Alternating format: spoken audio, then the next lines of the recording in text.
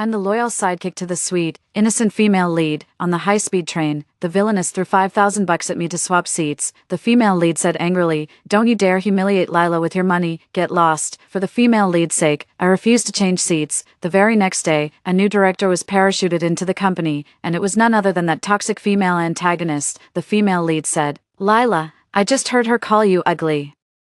I took it at face value and became her champion, clashing with the director at every turn. Later, when the female lead was in a desperate need for money, she asked me to take out an online loan for 200,000 yuan. When the debt collector called, I asked her to pay me back. The heroine said, "Lila, how could you taint our friendship with money?" She simply vanished while chasing the debt. I was accidentally hit by a car and killed. When I opened my eyes, I was back on that day on the high-speed train. When the villainess threw $5,000 at me to swap seats, I immediately latched onto the villainess, becoming her loyal lackey. As I opened my eyes, I found myself seated on a high-speed train racing down the tracks. A clear voice rang out, "Here's 5,000 yuan, give me your window seat." I looked up to see a stunningly beautiful, fashionably dressed young woman, head to toe in designer labels. Her features were sharp and striking, her expression cold and aloof, radiating an air of haughty disdain as if she looked down on everyone. Before I could say a word, Dev beside me suddenly erupted in fury. "What's your problem? Think you're rich or something? Offering $5,000 to make our Lila give up her seat." My seat was by the window, and it was very comfortable. "Can you even afford that? And even if you could, is that any way to behave? Don't you dare insult Lila with your money. Get lost," Dev said with an eye roll. In my past life, when I heard the girl offer 5,000 to switch seats, I was actually a bit tempted, but after hearing Dove's words, I hesitated. The girl frowned. "I wasn't talking to you. Why are you barking? What? How dare you call me a dog? We wouldn't switch seats with you for $10,000. Dove fumed. "Lila, let's just ignore this person." In my past life, the girl's arrogant attitude and Dove's look of grievance made me decide instantly to refuse her. In this life, I immediately stood up, offered a polite smile, and respectfully invited, "I'll switch seats with you right away." Dev was dumbfounded. "Lila, how could you agree to switch with her?" I gave her a cool glance. "Why not? They're offering $5,000. Dev's face flushed red. "You'd embarrass a friend for $5,000? I raised an eyebrow. "First of all, they were just asking if I'd swap seats for $5,000. You're the one who barged in and told them to get lost without any right to.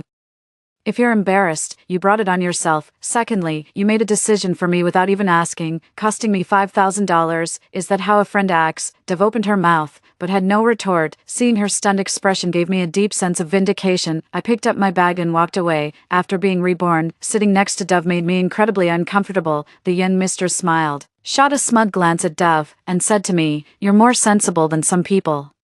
Show me your QR code." With an air of superiority, she took out her phone and transferred 5,000 yuan to me under Dove's astonished gaze. "Thank you, miss," I replied with a smile, not minding her haughty attitude in the slightest. $5,000, for a poor devil like me, that's a fortune. Who cares about a bad attitude? Everyone around, including Dove, wore expressions of envy, jealousy, and resentment. Someone muttered, "They're really giving out $5,000. Dove bit her lip and declared loudly, "So what if it's $5,000? Are any of us that desperate for money?" Look at her attitude. Anyone with a shred of self-respect wouldn't trade places with her. The others chimed in, "Exactly, selling your dignity for a bit of cash." Dove puffed out her chest, putting on an air of someone who couldn't be bought. Someone else muttered under their breath, "For $5,000 to swap seats, I'd call him grandma in a heartbeat." Too bad that chance isn't coming my way. I couldn't be bothered with Dove. I walked over and sat down in the young Mrs. original seat. Out of the corner of my eye, I caught a flash of pure envy on Dove's face, and I couldn't help but let out a cold sneer. It wasn't until after I died that I understood. Dove's tough, kind exterior was just a facade. Deep down, she was petty and couldn't stand to see anyone doing better than her. If the young lady had asked her to switch seats, she would have agreed in a heartbeat, but the young lady asked me instead, and offered $5,000 for the swap. Our combined monthly salary is only 8,000 yuan. She's just jealous. That's why she's causing a scene. I was completely off guard. Seeing her wronged, I actually turned down the 5,000. I must have been out of my mind. After getting off at the high-speed rail station, I went my separate way from Dove and didn't accompany her home. From now on, I'm cutting all ties with Dove for good.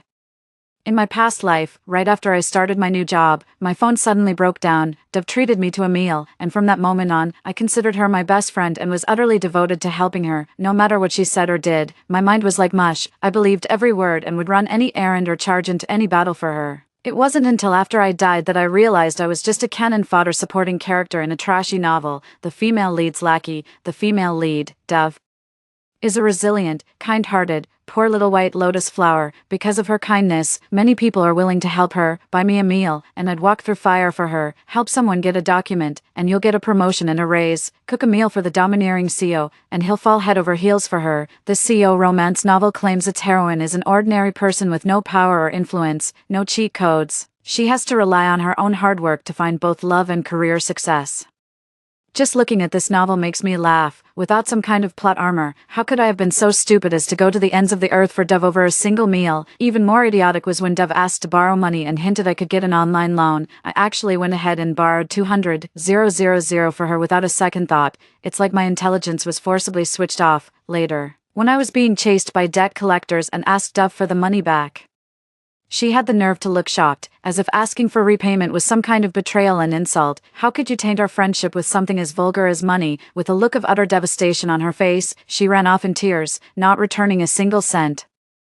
Meanwhile, I was hounded by debt collectors, forced to flee from place to place, until I finally met my end under the wheels of a car. Fortunately, I was reborn and awakened. Women like Dove, with all their hypocrisy, make me sick. The next day at work, a colleague whispered to me, "Did you hear? Some new hire parachuted in to be the director of our admin department." I was stunned. Seriously, my colleague gave a firm nod. After the chat, I returned to my desk and studied Dove's expression from across the way. Her face was grim, and she had no focus for work whatsoever. Yet, when a colleague came over to console her, she put on a sweet smile and said, "It's really okay. I'm fine. I'll do my job well no matter who becomes the director. Besides, the company never actually promised me the position, did they, in my past life?" Hearing this made me think she was so kind and pitiful, unfairly edged out by someone with connections. Now, I realize how fake she is. There were rumors in the company that upper management had favored Dove for the position of administrative department director. Everyone said, "Dove works so hard, the director position is practically hers for the taking." Dove would always modestly reply, "Oh, not at all, everyone else is doing a better job than I am." A confident smile would spread across her face. But to everyone's surprise, what seemed like a sure thing was derailed when a dark horse candidate swooped in and snatched the director position right from under her. Everyone felt sorry for Dove and thought she'd been wronged. Dove pretended to be magnanimous, but secretly stirred up trouble, encouraging everyone to make things difficult for the new director. I was one of her lackeys, but I wouldn't do that anymore. Around 10 a.m., the sharp click of high heels echoed into the office, announcing the grand entrance of the new director. When Dove saw who it was, her face registered pure shock. "The new director is none other than that haughty yen lady from the high-speed train yesterday." "It's you?" Dove exclaimed. The yen lady gave her a cool glance and sneered. "And why shouldn't it be me?" Without so much as a glance at Dove, she turned to address the room. "My name is Sloane," she announced. "I expect your full cooperation going forward." Her tone was imperious and condescending. After the yen miss delivered her speech and clicked her heels into the office, a murmur rippled through the group. "Who does she think she is?" The sheer audacity. Dove bit her lip, her eyes reddening, looking utterly mortified. "What's wrong, Dove?" the others quickly asked. Dove said, "On the high-speed train yesterday, Sloane called me a dog." "What? How could she be so vicious and mean? That's just too much." The colleagues were outraged, all pointing fingers at Sloane. I saw Dove playing the innocent victim again, getting others to do her dirty work. I raised an eyebrow, walked over, and said, "We shouldn't jump to conclusions without knowing the full story." Someone else asked, "Wait, do you know what really happened?" Dove's expression shifted slightly. "Lila, I was telling the truth." "Right, you were telling the truth," I nodded, "but you left out the part where you started it. You told her to get lost first. And that's why Sloane told you to stop barking." "I remember it perfectly. You were the one who yelled 'Get out' 3 times. Dove went pale. The others exchanged uneasy glances. When I went to the break room to pour some coffee, Dove came in and asked me hesitantly, "Lila, is there some misunderstanding between us?" Holding my coffee, I replied flatly, "No misunderstanding, Lila. I've been meaning to take you out for a meal. Remember back when you first started the job and were broke? I treated you to a meal, and that's how we became such good friends. Do you remember that place? Let's go there today, too." Dove was playing the nostalgia card. I listened quietly, my face expressionless. Of course I remember. It was a chain fast food joint. That whole meal only set her back $18. For a measly $18, I was her lackey in my past life, and it cost me everything. That $18 was money well spent. I said, "Sure, let's have a meal together. Consider this meal paid back."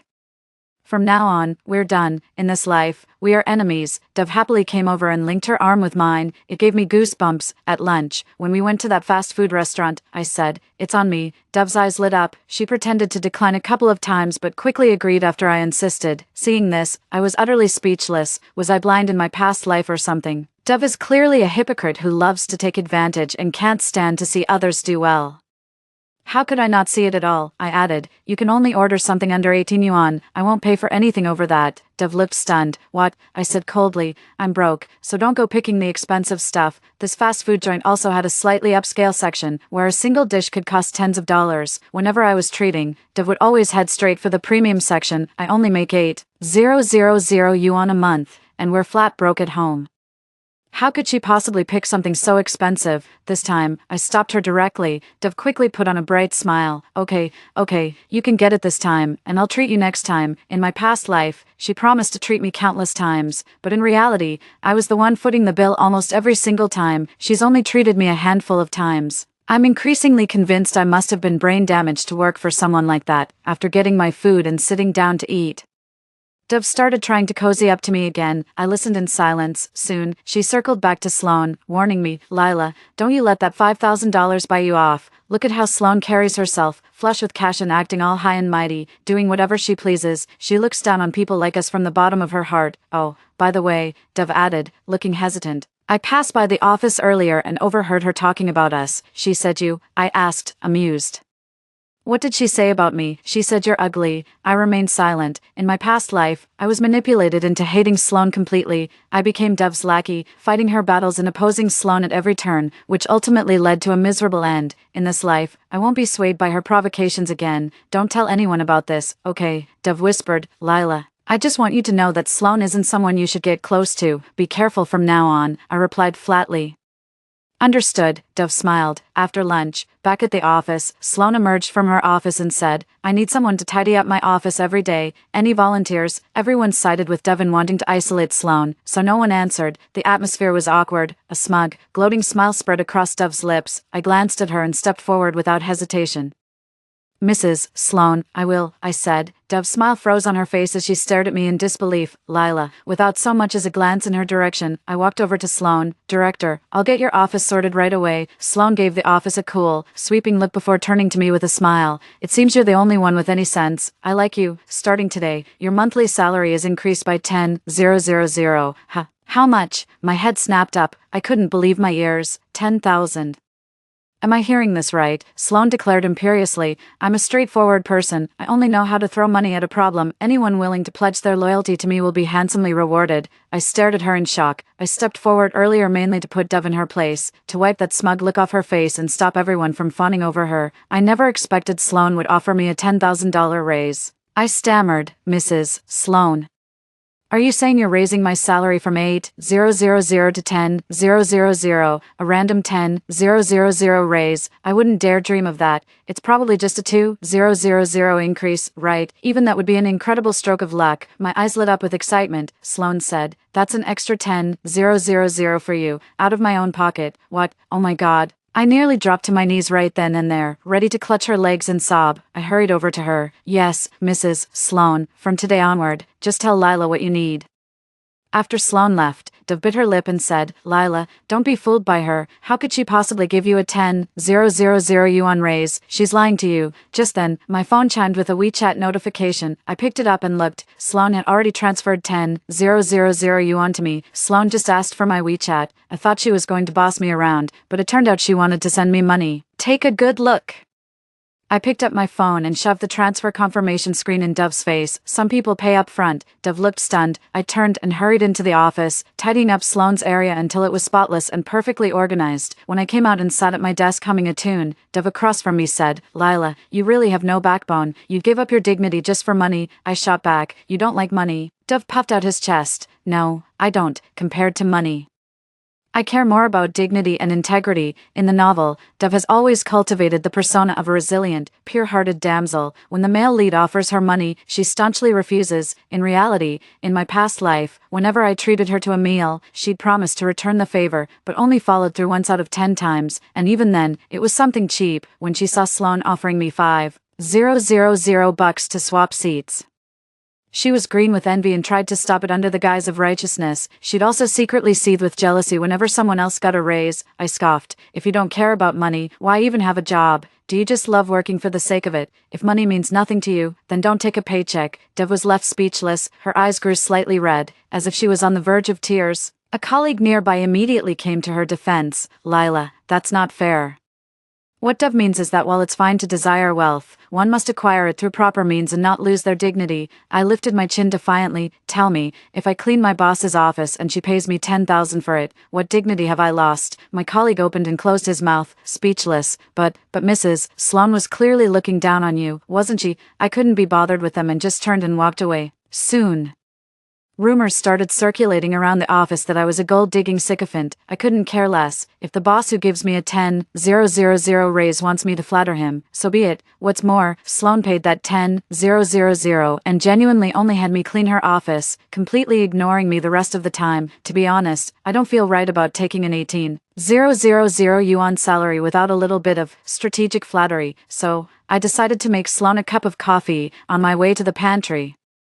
I passed by a cubicle and saw Dove huddled with a few colleagues, their murmured conversation drifting over. Don't worry, Dove, none of us are going to listen to her. Let's see how she gets any work done. The head of administration position should have been Dove's all along. How does she, with her connections, get to just waltz right into the job? All right, that's enough. You shouldn't talk like that. It won't look good if someone hears you. Dove's voice was gentle, tinged with a hint of grievance. I couldn't be bothered with her insincere act. I walked into the pantry and briskly started making a cup of coffee. Someone suddenly raised their voice. Well, some people will sell out their colleagues and become someone else's lapdog, all for money. They said it loudly, making sure I could hear. I remained unfazed. I didn't come out until the coffee was ready, and then I said calmly, I haven't betrayed anyone. I just did what I had to do. A colleague retorted.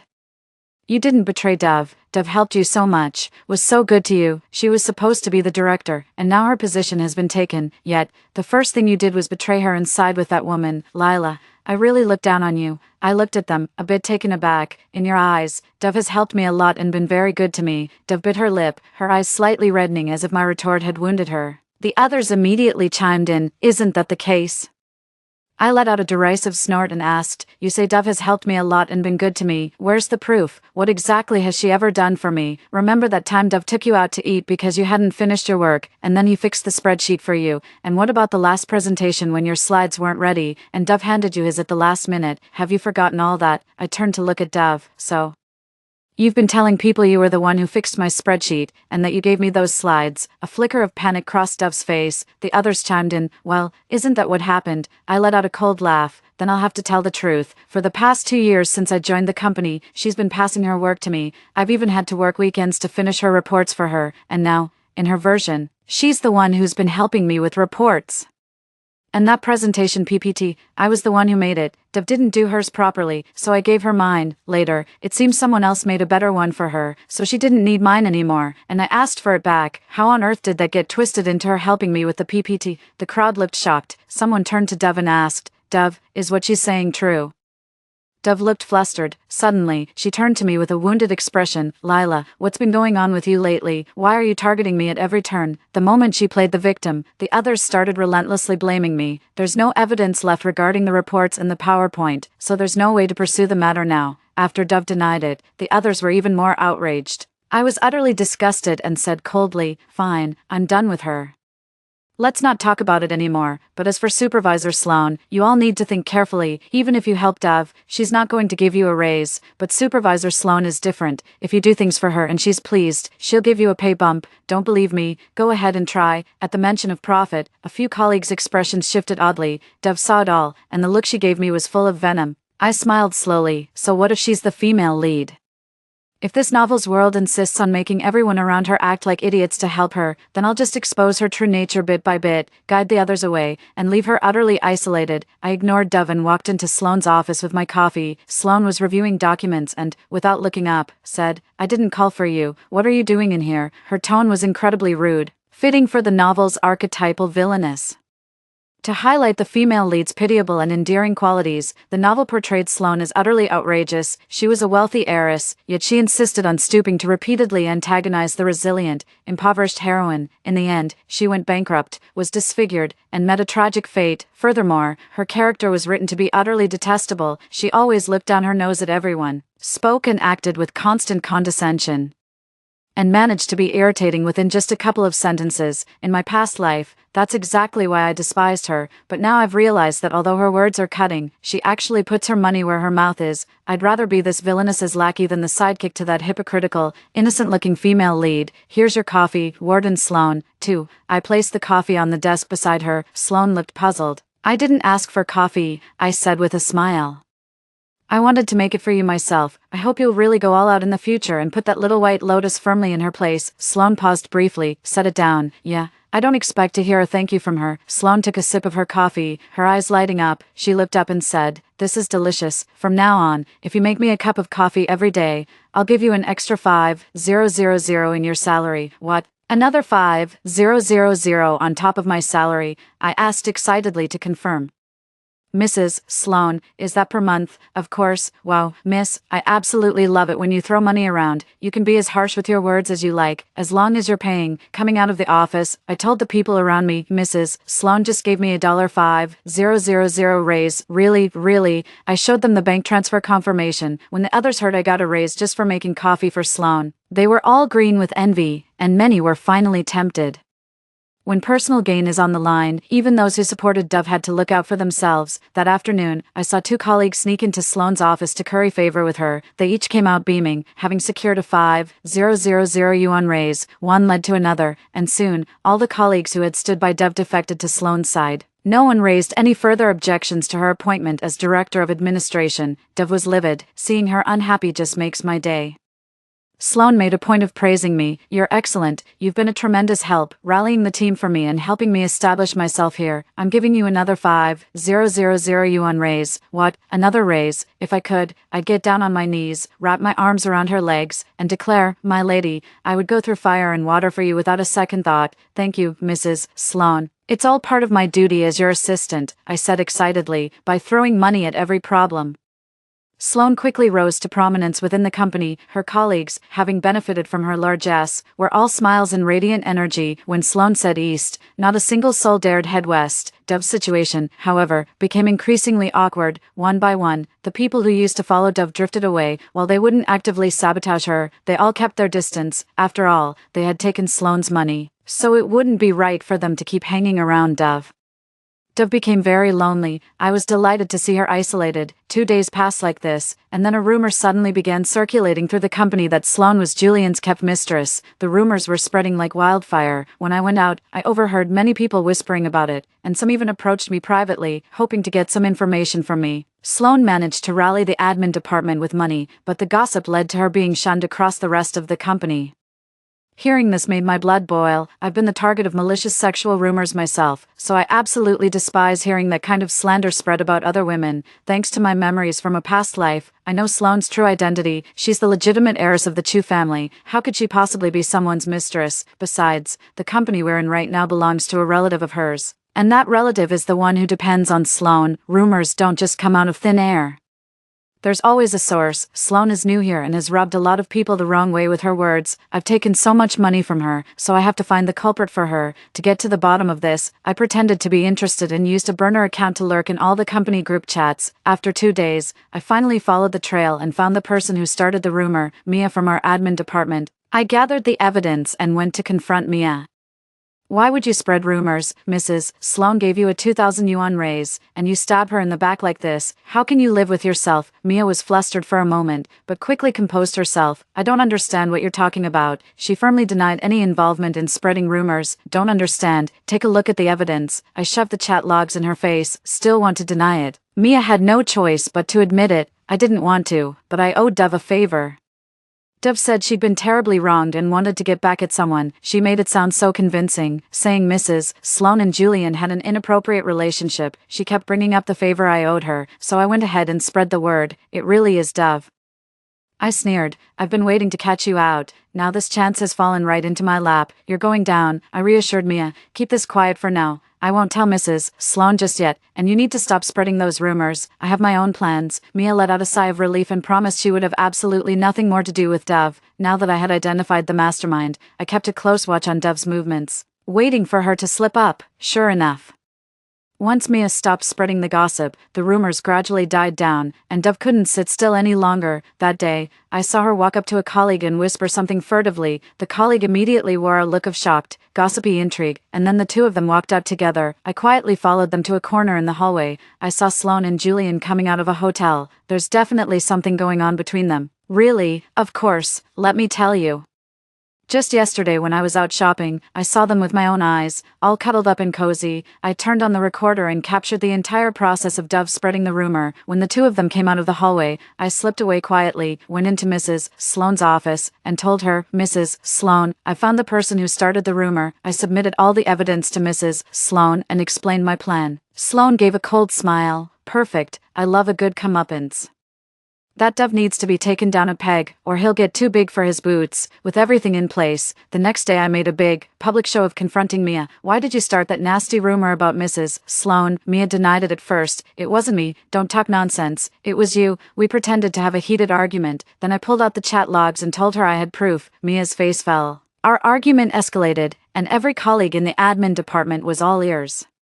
Sloane also came out of her office and said angrily to Mia, how dare you spread rumors about me? You're fired. Effective immediately. Mia panicked instantly, pointing a finger at Dove. She told me to say it. Dove, who had been watching the drama unfold as if it had nothing to do with her, was startled. She shook her head frantically, her eyes reddening, putting on a pitiful, wronged look. It wasn't me, Mia shot back. Yes, it was. Tears welled up in Dove's eyes. It wasn't me, Mia. I know you dislike me, but you can't just frame me like this. Throwing all this mud at me won't do you any good. You made a mistake. Just apologize to Mrs. Sloane. Why do you have to set me up? Dove was shocked, aggrieved, and in tears, looking like an innocent little flower wronged by her colleagues. Mia, how could you blame Dove? Yeah, there's no way Dove would do something like that. You've really gone too far. Other colleagues also joined in condemning Mia, rallying to Dove's defense. Mia was utterly dumbfounded, the kind of genuine, jaw-dropping shock. In her heart, Dove was a kind and resilient girl. Even when Dove asked her to spread rumors, she still didn't believe Dove was a bad person. But right then and there, seeing Dove's true colors, she cried out in fury, Dove, you're such a bitch. How could you do this? I can't believe I ever trusted you. What was wrong with me? Was I out of my mind? You gave me one measly apple, and I went around defending you everywhere. You told me to spread rumors, and I actually did it. Ugh, I can't understand why I was so stupid. Mia was so furious she was ranting incoherently. Watching this unfold, I felt a quiet sense of relief. It seems even supporting characters can wake up and aren't forced to defend Dove. However, no matter how much Mia argued or cursed, Dove flat out refused to admit anything and even accused Mia of being a petty, despicable person. Others also viciously condemned Mia. With that bunch of sycophants defending Dove as if they'd lost all common sense. Are you insane? There's no way Dove would ever do something like that. Dove spread rumors, and told you to peddle them. How can you even say that with a straight face? Mia, the way you've hurt Dove shows your true character. It's over between us. Seeing my moment, I pulled out my phone and played a recording. I helpfully cranked the volume to max, making sure everyone in the office could hear Dove's vile, slanderous words on the tape. I saw Sloane and Julian go into the hotel with my own eyes. They were all over each other. Sloane is Julian's mistress. In an instant, the office fell so silent you could hear a pin drop. Mia suddenly broke into a smile and stood beside me. Well, now you all know who the mastermind is, don't you? And you know exactly what kind of person Dove is. Huh, you all. Dove's eyes flew open in shock. I said coldly, I've known you were the mastermind all along. And I've already told Mrs. Sloane, but so many people in this company are blind and have water for brains, defending you as if you're some innocent angel. That's why we decided to put on this little show today. Dove, you are truly an eye-opener. Not only have you been spreading malicious rumors and framing Mrs. Sloane, but you've also been stirring up trouble, getting your colleagues to do your dirty work, and then throwing them under the bus when things go south. It's absolutely despicable. No, Dove turned deathly pale, her body swaying unsteadily. I waved my phone. The evidence is right here, undeniable. Don't even try to talk your way out of this. The recording proved she was spreading lies, and just now, in front of everyone, she tried to pin the blame on Mia. Irrefutable. Our colleagues, having witnessed this whole farce firsthand, began to see the situation with clear eyes. Exactly. Why have I been helping Dove all this time? All she ever gave me was a single piece of candy, and she acts like I owe her the world for it. Mrs. Sloane has been so good to me. Why on earth have I been bending over backwards for Dove? Why did I ever think Dove was kind and sweet? Last time, Lila said that on the high-speed train, Dove was the one who started the argument, and Mrs. Sloane just told her to be quiet, but then Dove twisted the story. Came crying to us saying Mrs. Sloane bullied her. Any sensible person would have questioned her character. Why did I just blindly believe her version? And then there's Dove claiming she helps Lila with reports and presentations. The truth is, I've seen with my own eyes that it's Lila who's constantly covering for Dove's work. I don't know why, but my brain must have been addled. I ignored Lila and still chose to believe Dove. My colleagues chimed in one after another, pointing out numerous flaws and inconsistencies. Seeing them like this filled me with relief. It meant they had all awakened and would no longer be controlled by the novel's plot to serve as Dove's pawns. Dove is about to be abandoned by all. Dove knew the game was up. He opened his mouth to speak, but no words came out. She was swaying unsteadily on her feet. Sloane strode up to her and slapped her hard across the face. Get out, you're fired. Effective immediately. Dove bit her lip, tears streaming down her cheeks. In the past, someone would have rushed to comfort her and defend her, but now everyone just watched coldly, treating her as a joke. Just as I thought Dove was about to be thrown out, a man strode in from outside, his voice sharp and cold. What's going on here?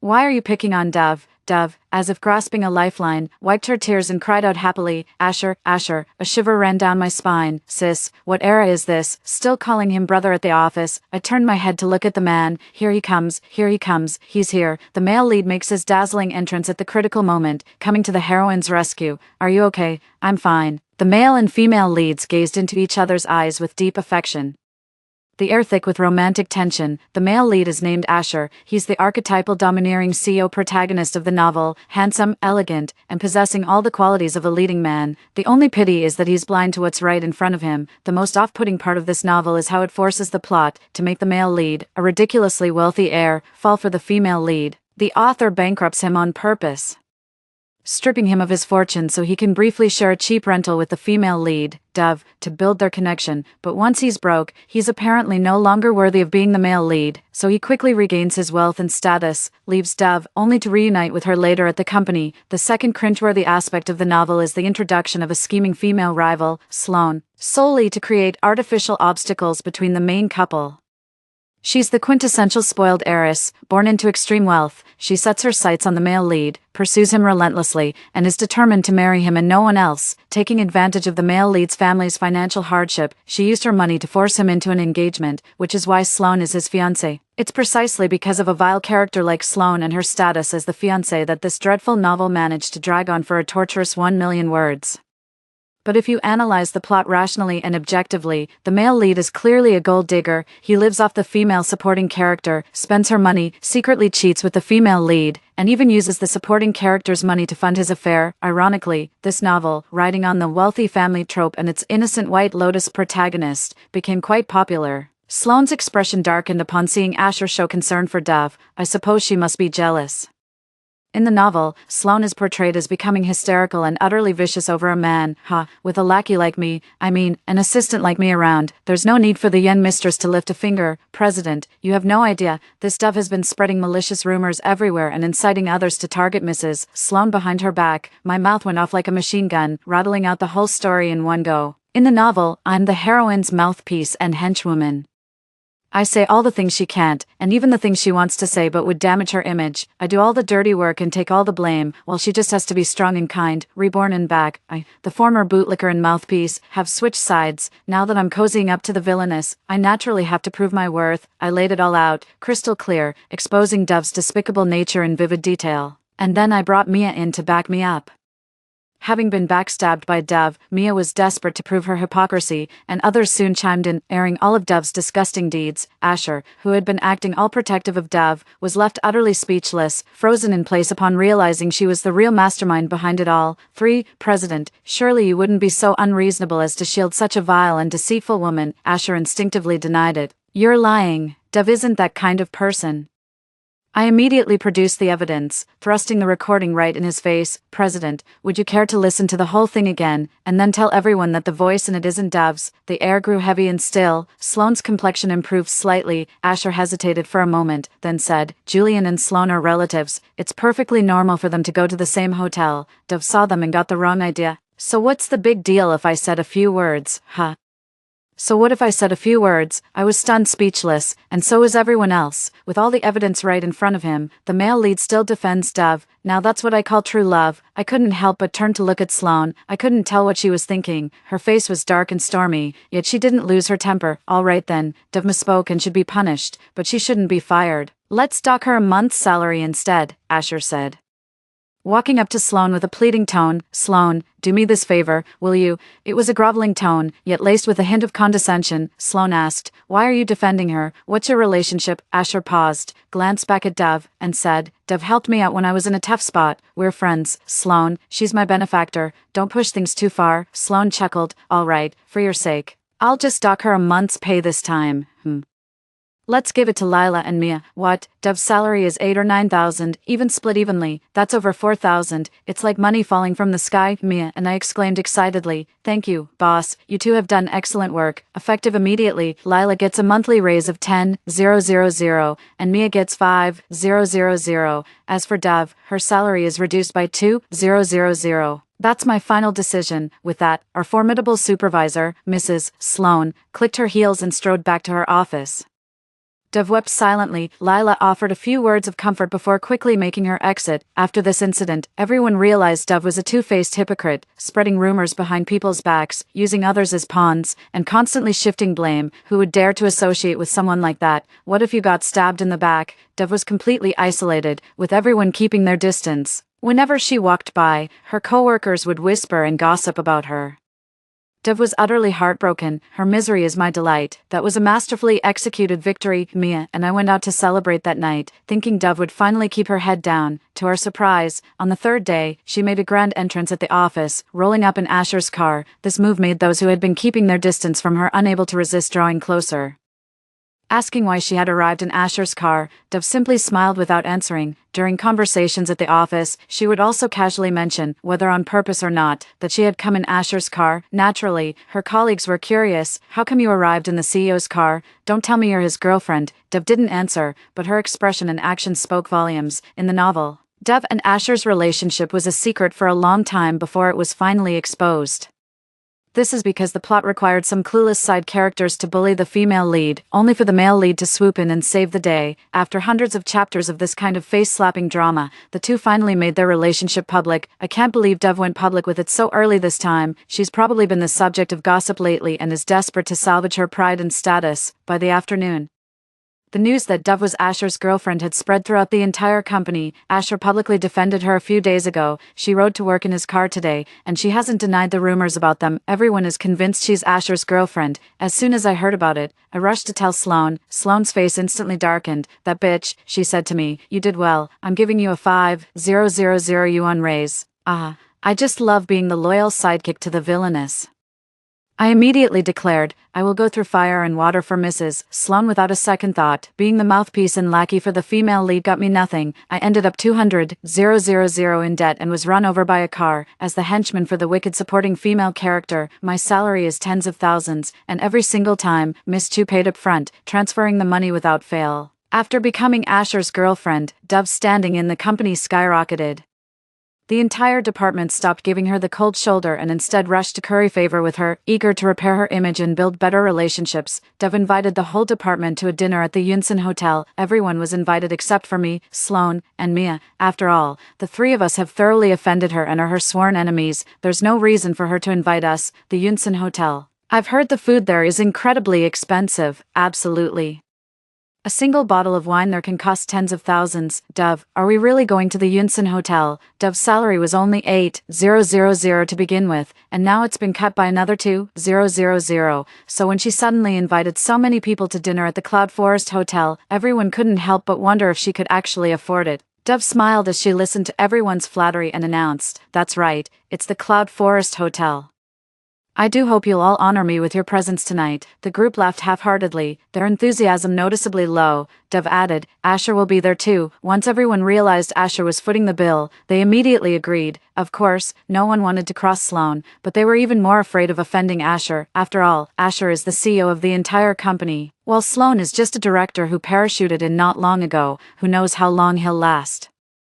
It's not worth angering the CEO over a director, is it? Besides, it's just a dinner. A lot of people are going to the hotel tonight to show their support. When Sloane found out, she declared with a wave of her hand, "We're going too." I hesitated. "Is that really okay? We weren't invited." Sloane shot me a look. "I have a private room I always book. Thank you, Mrs. Sloane. I wouldn't dream of refusing." I immediately started buttering her up. Right, who is Sloane? She's the eldest daughter of the Chu family, as if she'd ever stoop to mooching a meal. At 7 p.m., Mia and I arrived at the hotel in Sloane's luxury car. Dove was greeting guests at the hotel entrance. When she saw us, she sneered. "Talk about shameless. I certainly didn't invite some people, yet here they are, crashing the party for a free meal. Wow." Dove isn't even trying to hide it anymore, with Asher backing her up. She's really feeling her oats now. Sloane didn't even give her a second glance and walked straight ahead. I said to Dove, "Don't flatter yourself, okay, Mrs. Sloane is loaded. She's had a private room booked for ages. Why on earth would she need to mooch off your dinner? And speaking of which, didn't you claim to be above money? Is this dinner on you tonight, or are you just spending some man's cash again? Oh dear, where's your dignity, your backbone?" Dove's face flushed with anger. Turning pale then red, she spat out, "Lila, you really are a lapdog," I exclaimed in mock shock. "Wow, everyone, listen up. Our pure and virtuous Dove is actually hurling insults." Mia backed me up, saying, "She's already spreading rumors and stabbing her colleagues in the back. She's full of malice. Isn't it perfectly normal for someone like that to curse at people?" "True," I nodded. "I just don't get what President Ching sees in her. She's average looking, comes from an ordinary family, and her skills are a complete mess. The only decent quality she seemed to have, being kind, turned out to be fake. Even if the president had a momentary lapse in judgment, surely his family wouldn't be foolish enough to let a woman like her marry into their wealthy family, right?" The others wore thoughtful expressions. Mia, who utterly despised Dove, exclaimed loudly, "Well, someone like the president has seen plenty of virtuous, kind-hearted women. Maybe he just wants to change things up for a bit, try out a nasty, vile woman for a taste. He might just toss her aside after a few days anyway." Dove's face turned deathly pale, a flicker of panic flashing in her eyes. Defeated, she quickly made her exit. I scoffed lightly. "How dare you provoke me? You should know your place." Mia also rolled her eyes dramatically. "Pfft, trying to use her boyfriend to humiliate us. I don't believe the CEO would actually fire me for her." I scurried over to Sloane, eager for praise. "Mrs. Sloane, how did we do?" A smile played on Sloane's lips. "Not bad. I'm feeling quite refreshed." Upon reaching the private room, the hotel manager, having heard of Sloane's arrival, hurried over to attend to her. "Miss Sloane, to what do we owe this immense honor? Your presence truly lights up our humble establishment." After ordering, Sloane tossed the menu to us. "Order whatever you like." Mia and I exchanged a look, our eyes widening at the prices on the menu. Sloane turned to the director and said, "Oh, and cancel my supplementary card. From now on, no one's expenses are to be charged to my account, especially Asher's. Every penny he spends is his own business." The director was taken aback for a moment but asked no questions. "Yes, Miss Sloane," he replied. Mia and I were stunned and began whispering to each other. "Did you hear what Mrs. Sloane just said?" "I did. She said Asher can't put his tabs on her account anymore. Don't tell me the CEO used to have his meals charged to her. It's entirely possible. Our Mrs. Sloane is someone whose word is law. But why would Asher's meals be charged to Mrs. Sloane's account in the first place? I'm genuinely shocked. I knew the male lead was a freeloader, but I never imagined he'd stoop this low. How on earth did someone like him land the male lead role?" The dishes arrived one after another, and Mia and I dug in with gusto, wolfing everything down. Once we were full and satisfied, we left the private room to find a noisy crowd packed into the main hall. It was Dove and her crew. Asher was among them, looking rather disheveled. "Are you sure this card is frozen?" he kept pressing the manager. "There's clearly $500,000 in there," the manager said. "I'm sorry, Mr. Chang, but Ms. Chu has indeed suspended the card." Asher turned and, seeing Sloane leading us out, immediately rushed up to her. "Sloane, how could you freeze my card?" I couldn't believe the sheer audacity of his righteous indignation. "I've never seen a man be so shamelessly proud of being a freeloader." Sloane sneered. "Your card? That's clearly my card." Asher snapped. "Why on earth would you freeze it?" Sloane, "Well, you used my card to prop up that bitch. The same one who spread disgusting rumors about me and went around claiming to be your girlfriend. And you, as my fiancé, did nothing. You let those lies spread, and now you even have the nerve to show up tonight to support her." "Asher, I'm honestly baffled. What on earth did I ever see in a piece of trash like you? Seriously, I've been so upset these past few days. I just can't wrap my head around it. What did I ever see in you? What exactly was so appealing? You're average looking at best, and your character is a complete mess. Was I out of my mind? How could I have ever chosen someone like you to be my fiancé?" It was clear that Miss Chu was genuinely furious and deeply disappointed in herself, for, I let out a deep sigh, young mistress, it's because this world is a ridiculous novel, utterly illogical, and devoid of any moral compass, so, a wealthy young lady like you is destined to do foolish things for a man, fight a life-and-death battle with a hypocritical little white lotus, and end up in a tragic state. As a rational office worker, I'm supposed to go through hell and high water for the female lead over a single meal, become her lackey, and then, in the ultimate act of stupidity, take out a 200,000 yuan online loan for her and die under the wheels of a car. Every word Sloane uttered left the entire room in shock. What? Asher is Sloane's fiancé. So, is Dove actually Asher's girlfriend or not? If she's not his girlfriend, why didn't Asher deny it? And why is he hosting this dinner tonight? So if she's Asher's girlfriend, but Asher already has a fiancé, that means Asher is cheating, right? Hearing everyone's gossip, I, as the loyal sidekick, naturally had to step up and set the record straight. That's right, our Mrs. Sloane is Asher's official girlfriend, the fiancé chosen by both families. Dove is just the other woman. The most outrageous part is, this despicable pair paid for the whole thing using our Mrs. Sloane's card. Today, Dove was hosting and deliberately said in front of me that Mrs.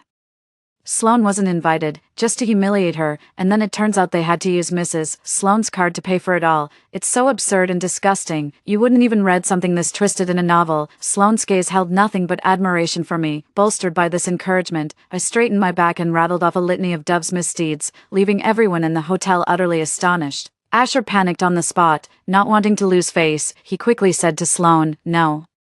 It's not what you think between me and Dove." Sloane let out a cold laugh. "Then why don't you tell everyone clearly, are you and this bitch a couple or not?" Asher's face flushed with a mix of anger and humiliation. "We're just friends," he muttered, his voice tight with frustration. Dove looked at him, stunned. Asher couldn't bring himself to meet her gaze. Sloane held out her hand. "Give me the supplementary card." Asher quickly handed her the card. The bill is 150,000. Sloane tossed the supplementary card at me carelessly. "I'd rather give this card to a dog than let you use it. Pay your own bill." Holding the card, I felt a bit awkward. Did she just call me a dog? Sloane paused, then said to me, "The money in here is for you to use. What I said earlier wasn't aimed at you. It was just a figure of speech." She offered a clumsy explanation, but stopped short of an apology. Then, awkwardly, she added, "There's another 500,000 in the card. Consider it compensation." "What? $500,000 in compensation? Who needs an apology for $500,000? I was so excited I blurted out, "Don't worry, miss. Give me 500K, and you can call me a dog every day. I'd be happy to take it." The others looked on with faces full of envy and resentment. Sloane led us away without a second glance. 9. Over the next few days, Asher relentlessly pursued Sloane, showering her with flowers and gifts, trying every trick in the book to win her over. But Sloane remained unmoved. No one knows how they work things out, but somehow, everything settled down. Once they settled down, Dove was in for a rough time. She was once again mocked and ostracized by the entire company. Everyone knew she was the other woman. Dove resigned shortly after. She couldn't bear to stay at the company any longer. This time, Asher didn't try to stop her, and she slunk away amidst a chorus of scorn. Dove got what he deserved. The female lead is out of the picture.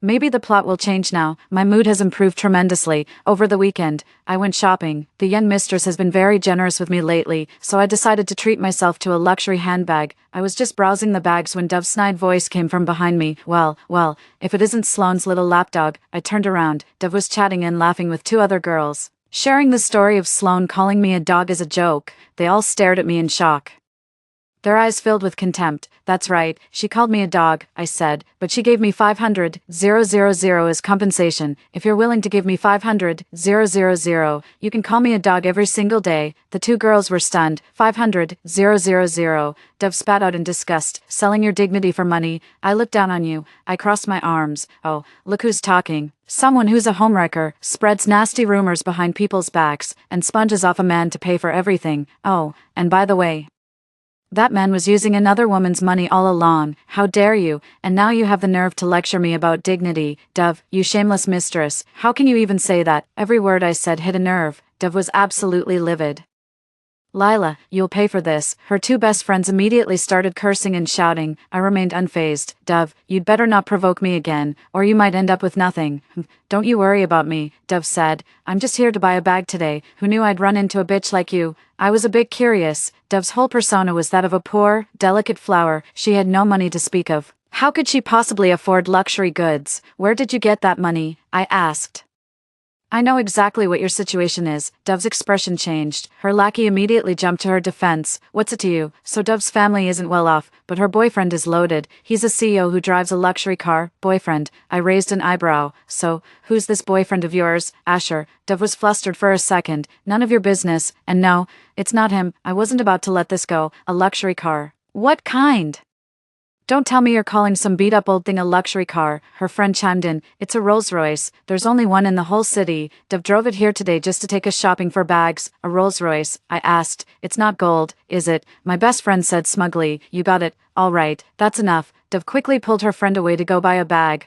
A gold Rolls-Royce. There's only one in the whole city. Isn't that the male lead's signature ride, Dove? Running into me is your misfortune. You didn't back down. You even provoked me. You're asking for it. Stepping out of the store, I immediately called Sloan to report. Mrs. Sloan, Asher is still seeing Dove. He even let her drive his beloved gold Rolls-Royce. Dove is at the mall right now. Sloan's voice was cold. Fine, I'll be there in 10 minutes. Wait, that soon. I put away my phone and stood guard outside the shop. I needed to keep a close eye on Dove. Roughly 10 minutes later, Sloan came into view, clicking along in her high heels, flanked by two hulking bodyguards. Asher followed behind, his face ashen. Where is he? Sloan demanded. I pointed to the shop next door. With a wave of Sloan's hand, two bodyguards rushed into the shop and dragged Dove out. The commotion drew a crowd from the mall, who gathered around to watch. What do you think you're doing, robbing me in broad daylight? Dove was screaming in a panic. Sloan walked over and slapped her across the face. Settle down, you stole my car, and you're going down for it this time. What car theft? What are you trying to do? Dove's two best friends were also panicking. A bodyguard nearby said, the gold Rolls-Royce that Dove was driving is registered under our young mistress's name. It was parked safely in the garage, but today it vanished into thin air. Turns out this woman stole it. We just inspected the car and found damage. Stealing and damaging a luxury vehicle worth $10 million. She's definitely going to jail. I didn't do it. I'm innocent. Dove screamed hysterically, tears streaming down her face as she stared at Asher in terror. What's going on? You told me this was your car. I just drove it to the mall. Asher didn't know how to respond. He turned to Sloan and said, this is my fault. Dove didn't steal your car. I lent it to her. Sloan slapped him hard across the face. You pathetic bastard.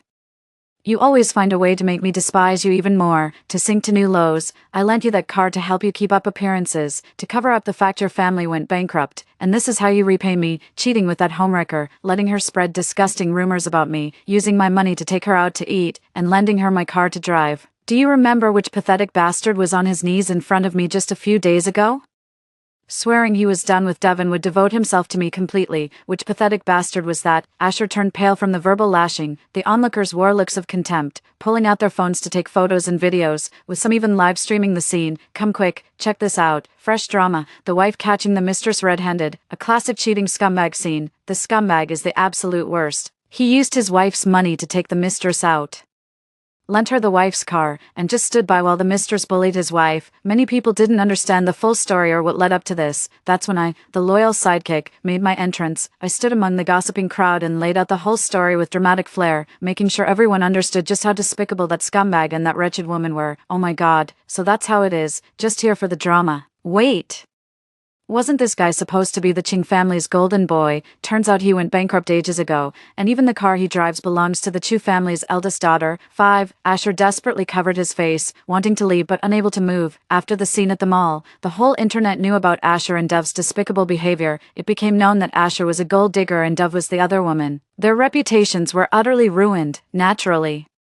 All their colleagues at the company were aware of everything. It later came out that Asher only got to be the CEO of this company because of his connections to Sloan. He used to treat Sloan horribly, yet Sloan, as if out of her mind, would just take the abuse and still humbly hand over money. That's when I found out that even the house Asher lived in belonged to Sloan. Everything he had was given by her, including an extra $100,000 in monthly allowance. So there he was, living off Sloan, using her things, all while dating Dove and supporting her. Absolutely outrageous. Everything was supposed to follow the novel's plot. Sloan would learn the truth, go mad, yet still foolishly continue to support the two of them. But with my presence as a variable, I not only awakened the surrounding supporting characters, but I also awakened Sloan herself. Sloan became completely disillusioned with Asher. She couldn't fathom why she had ever been infatuated with him.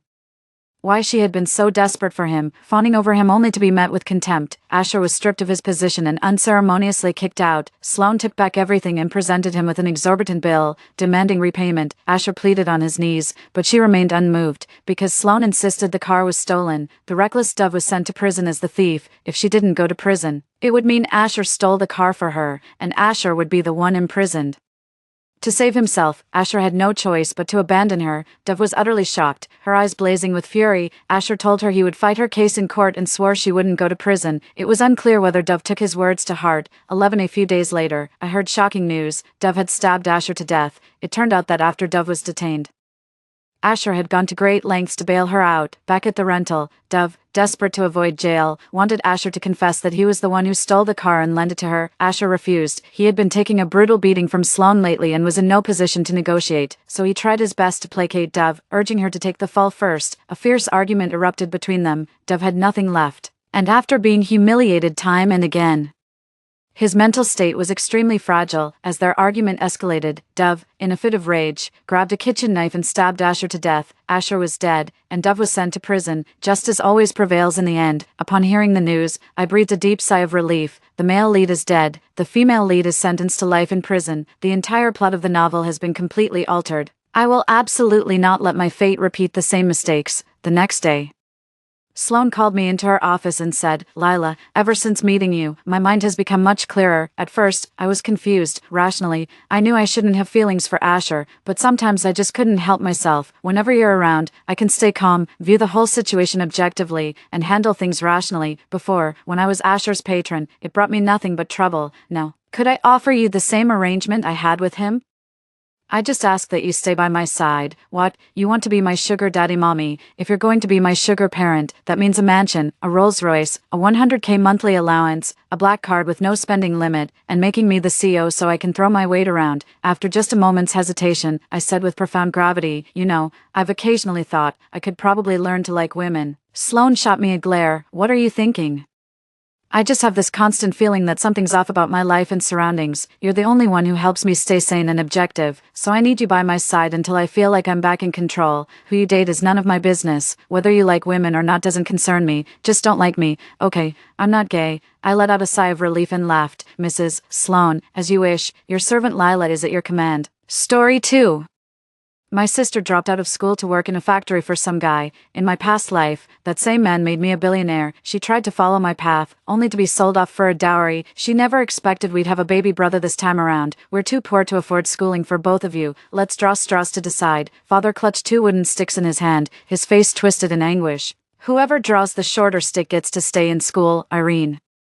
You're the younger sister, you draw first." This familiar scene made me realize I'd been reborn. 1. I stared fixedly at the wooden stick, fragments of memories flashing through my mind. The terror when my sister pushed me, the agony of my fatal fall. Yet my thoughts swiftly returned to that fateful choice in my past life. Last time, I chose the stick on the right, and that decision sealed my fate, barring me from education forever. But the truth is, my grades were far better than my sister's. I even got admitted to the most prestigious high school in our city with the highest college acceptance rate. As for my sister, even if she worked her hardest in high school, she'd only managed to get into a second-tier college at best. Given our family's financial struggles, investing in my education would have been the most beneficial choice for everyone. Yet my parents insisted on leaving it to chance. They decided everything by drawing lots.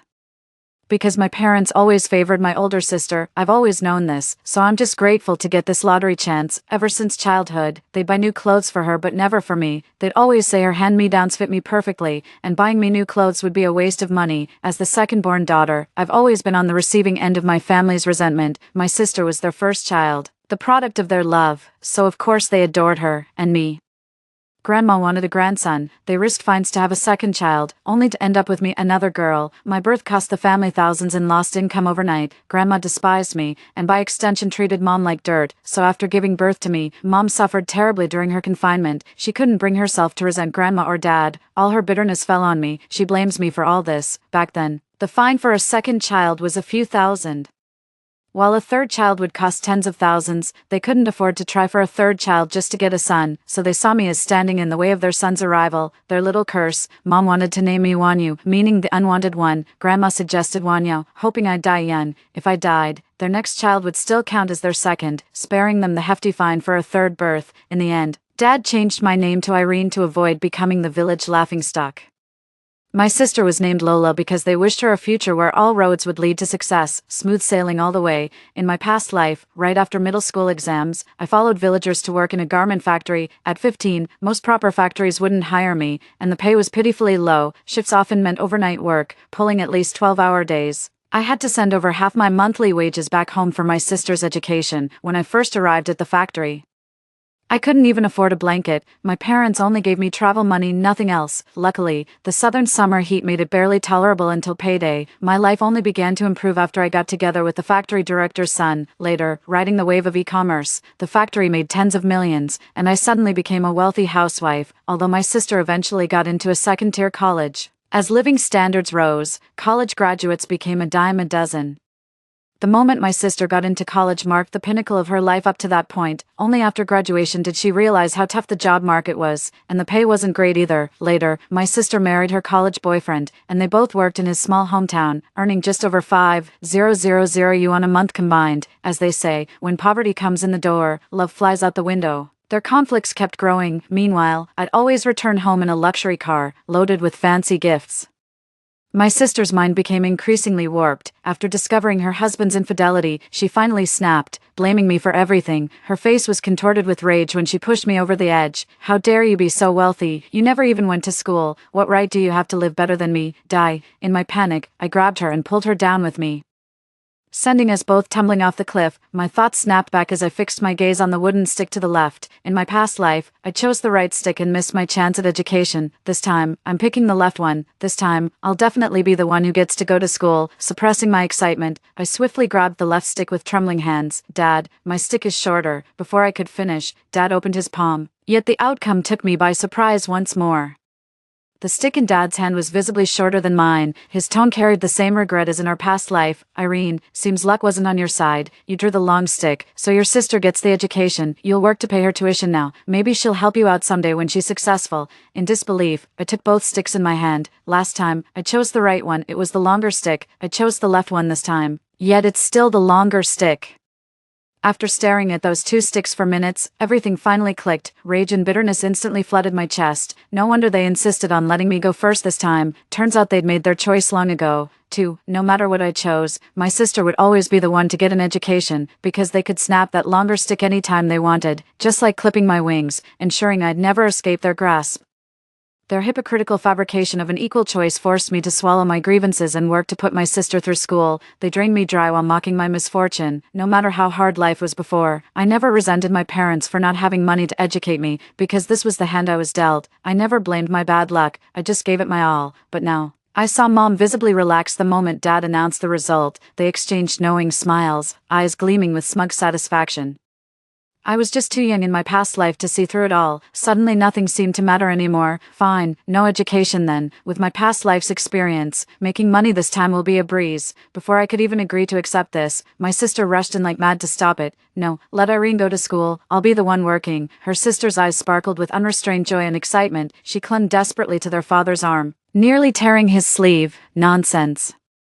Mom snapped at my sister, frowning with displeasure while frantically shooting her warning glances. "What future could you possibly have without education? You'll end up toiling in factories, barely scraping by, and never amounting to anything." I smiled bitterly, so Mom knew all along. But in my past life, when I was chosen for factory work, all they said was, "Irene, your sister's working so hard with her studies while you're out there making money. How wonderful." My sister shot Mom a disapproving look, her gaze sweeping over me with calculating sharpness. "Mom, education's worthless these days. With so many college graduates around, degrees don't mean a thing anymore. Might as well start working early and marry rich. A woman's worth ultimately depends on who she marries. With my looks, I might just end up with the boss's son when I go work, then I'll be the boss's wife." The moment Lola said that, I knew she'd been reborn too. Her words sounded far too mature for a teenage girl, making her father frown involuntarily. What could someone your age possibly understand? Her mother continued persuading. "Lola, you shouldn't talk back like this. Education makes all the difference. With a degree, you could marry into the city. Your future in-laws would respect you more." The more she spoke, the more ironic it felt. "Mom, if I wait until after college, I'll be too old. Rich guys always prefer younger girls." Lola retorted anxiously. My mom seemed to think she had a point. but still found Lola too impulsive. 2. You're really quitting school? Absolutely, Lola said with determination, walking over to me with a knowing smirk. Fine then, if you won't study, you two sisters might as well work at the factory together, at least you'll have company, Mom declared. How is this fair? I can't take this anymore. When my sister was in school, I couldn't go. Now that she's dropped out, I still can't get an education. Bottom line, they just don't want to spend any more money on me. I was about to argue further when Lola stepped in and resolved the issue for me. She said with heartfelt sincerity, Mom, little sister must continue her education. Our family needs a college graduate, otherwise, the whole village will laugh at us. Thanks to Lola's persuasion, my parents finally agreed to let me continue school, but her circumstances were completely different from my past life. When I left home in my previous life, they told me, don't cause trouble out there, endure everything. Don't waste money, and send her paycheck home immediately. But for Lola, her parents gave her thousands of dollars, worried she might feel uncomfortable living away from home. Take this money and buy whatever you need. Don't hold back. Don't worry about the family. Spend your hard-earned cash however you please. Then they turned to me. Your sister gave up her chance at education for you. When you get into college, never forget her. She's your benefactor. I stayed silent. With parents this unfair, I'd already given up on them. Not a single penny of mine will they ever see again. All right, I get it, Lola snapped impatiently. The next day, Lola set off for factory work in the south, guided by fellow villagers. As she left, she suddenly leaned in and whispered, my turn to live the high life this time around. I pretended not to understand, bowing my head meekly to humor her. Sis, you're definitely going to marry rich, when Lola couldn't detect anything unusual from my expression. She snorted contemptuously and walked away, yet within 3 months, Lola came running back. Impossible. The moment she returned, she cornered me at the school gate and confronted me aggressively. When did you first meet Eli? Eli was my husband in my past life, the one who gave me support and patience. In that lifetime, I didn't meet him until I was 19. He was still studying abroad at the time. I couldn't help chuckling to myself. Lola really was slow on the uptake. Taking 3 whole months to figure this out, I pretended not to understand anything and asked her back in confusion, who's Eli? We don't even have a classmate named Eli. Stop playing dumb. Lola wasn't buying it at all. I looked her over. She changed into trendy clothes with smoky eye makeup, the hottest look right now. I genuinely have no idea what you're talking about. Sis, did you encounter something supernatural? She stared at me for several minutes but gave up when she couldn't detect anything unusual about me. Since school was on break anyway, we headed home together. The moment we arrived, my sister called out Mom, and our mother rushed over immediately. Lola, you're back. Her face lit up with joy as she fussed over her sister. Worried she might have had a hard time away from home, only after learning her sister simply wanted to come home did she finally relax. Oh, you silly girl, couldn't you have given me a heads up? I would have prepared all your favorite dishes. I chuckled softly while quietly picking vegetables by the side. School breaks follow a fixed schedule, with time off every 2 weeks, yet every time I came home, there was never any food waiting for me. Instead, they'd always make me do their laundry and cook for them. She gently touched her sister's clothes, her eyes brimming with tenderness. This fabric feels wonderful, and it looks great on you. My daughter has such good taste in fashion. I just mentally rolled my eyes. Last time I visited for New Year's wearing new clothes, she made passive-aggressive remarks about me being wasteful. They scrimp and save at home while I'm out here splurging money left and right, only caring about my own pleasure.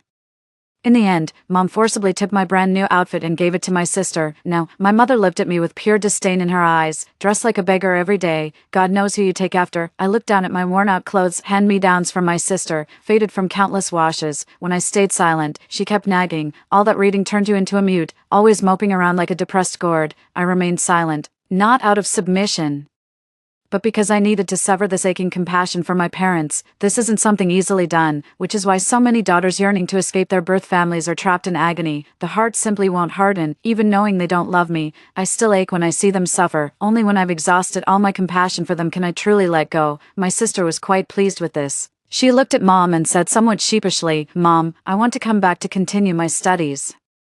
I knew Lola wasn't the type to endure hardships, otherwise she wouldn't have followed her husband back to that small county town right after college. The pay in small towns may not be high, but the workload is genuinely light. Once you've had that kind of job, you'd never adjust to the grueling shift work in factories. The fact that she lasted 3 months was beyond my expectations. Mom was happy at first, then hesitated. But we can't afford to support both of you.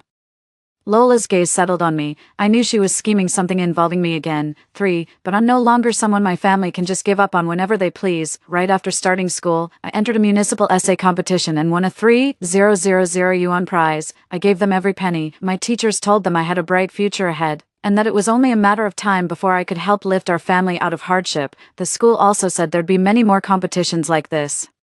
They couldn't bear to quit now. My academic success brings them face, not to mention financial benefits. Back in those days, a factory girl's monthly wage barely scraped 1,500 yuan at most. Mom, with so many top students at first high, there's no guarantee little sis will get in. She might as well start working now, or let her come work with me. I'm all alone out here with nobody to watch my back. Always getting pushed around. Lola buried her face in Mom's arms, crying pitifully, but this time, my mother pushed her away. Lola, your little sister really should continue her education, but Mom, she could make 1,500 a month working outside. If she starts earning sooner, that's nearly 20,000 a year for the family. Mom was visibly tempted. She looked at Lola expectantly and blurted out, really? Then Lola, how much have you managed to save up? Lola's face suddenly turned deathly pale. She fidgeted nervously, wringing her hands, too afraid to answer the question. Mom, everything's so expensive down south. The living costs are high. I haven't been able to save much. My mother pursed her lips but remained silent. Fine, as long as your salary covers your expenses. I don't expect you to save much right now,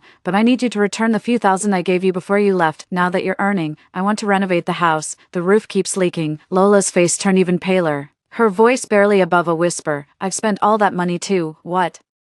My mother's voice turned shrill and piercing as she shot up from her chair, staring at Lola in disbelief. With a monthly salary of 1,500, that's 4,500 in 3 months, right before you left. Your father and I gave you nearly 5,000, and in just 3 months, you've blown through all that money. I could see her hands trembling. Lola hung her head low, enduring her mother's scolding without a word. That was nearly 10,000 yuan, and you spent every last cent. Mom, you have no idea how expensive it is out there. I'm completely new to the place and don't know my way around. That's exactly why I need my sister to come with me. Now that I've gotten familiar with everything, we'll be able to save a good chunk of our paychecks. My mother let out a sigh. Lola, Irene's doing really well in school. She's already earned the family 3,000 just from her studies. If she keeps it up, she'll make even more in the future. If you're serious about continuing your education, wait till next year. You've already fallen behind this semester, but by next year you'll have saved up some money and our financial situation will be better. It'll be the perfect time to go back to school then. My mother still hoped Lola would continue her education, reminding her not to neglect her textbooks even while working.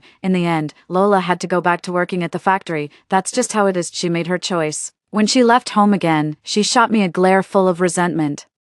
As if all the hardship she's enduring now is somehow my fault. What's so great about being book smart? Future graduates won't even make as much as migrant workers. Watching her retreating figure, I silently made up my mind. My sister has always seen me as her imaginary rival. It was true in our past lives, and remains so in this one. As long as our parents show me favor, even if I succeed in the future, my sister will never let me be. When my sister was born in a previous life, my mom insisted I give her a 20,000 yuan red envelope, saying that as her younger sister from the maternal family, this was the only way to ensure she'd have dignity in her husband's household. When I got married, my sister neither gave me a red envelope nor any wedding gift. I had no choice since I married young. They said unmarried people weren't expected to give monetary gifts. Later, when my sister had a baby, my mom again pressured me to buy solid gold bracelets for both my sister and her newborn son. Whenever something happens at my sister's place, Mom always finds excuses to make me foot the bill. But when it's my turn, she'd say, "She's your sister. Why are you being so calculative with family? You're better off financially. Shouldn't you be helping your sister more?"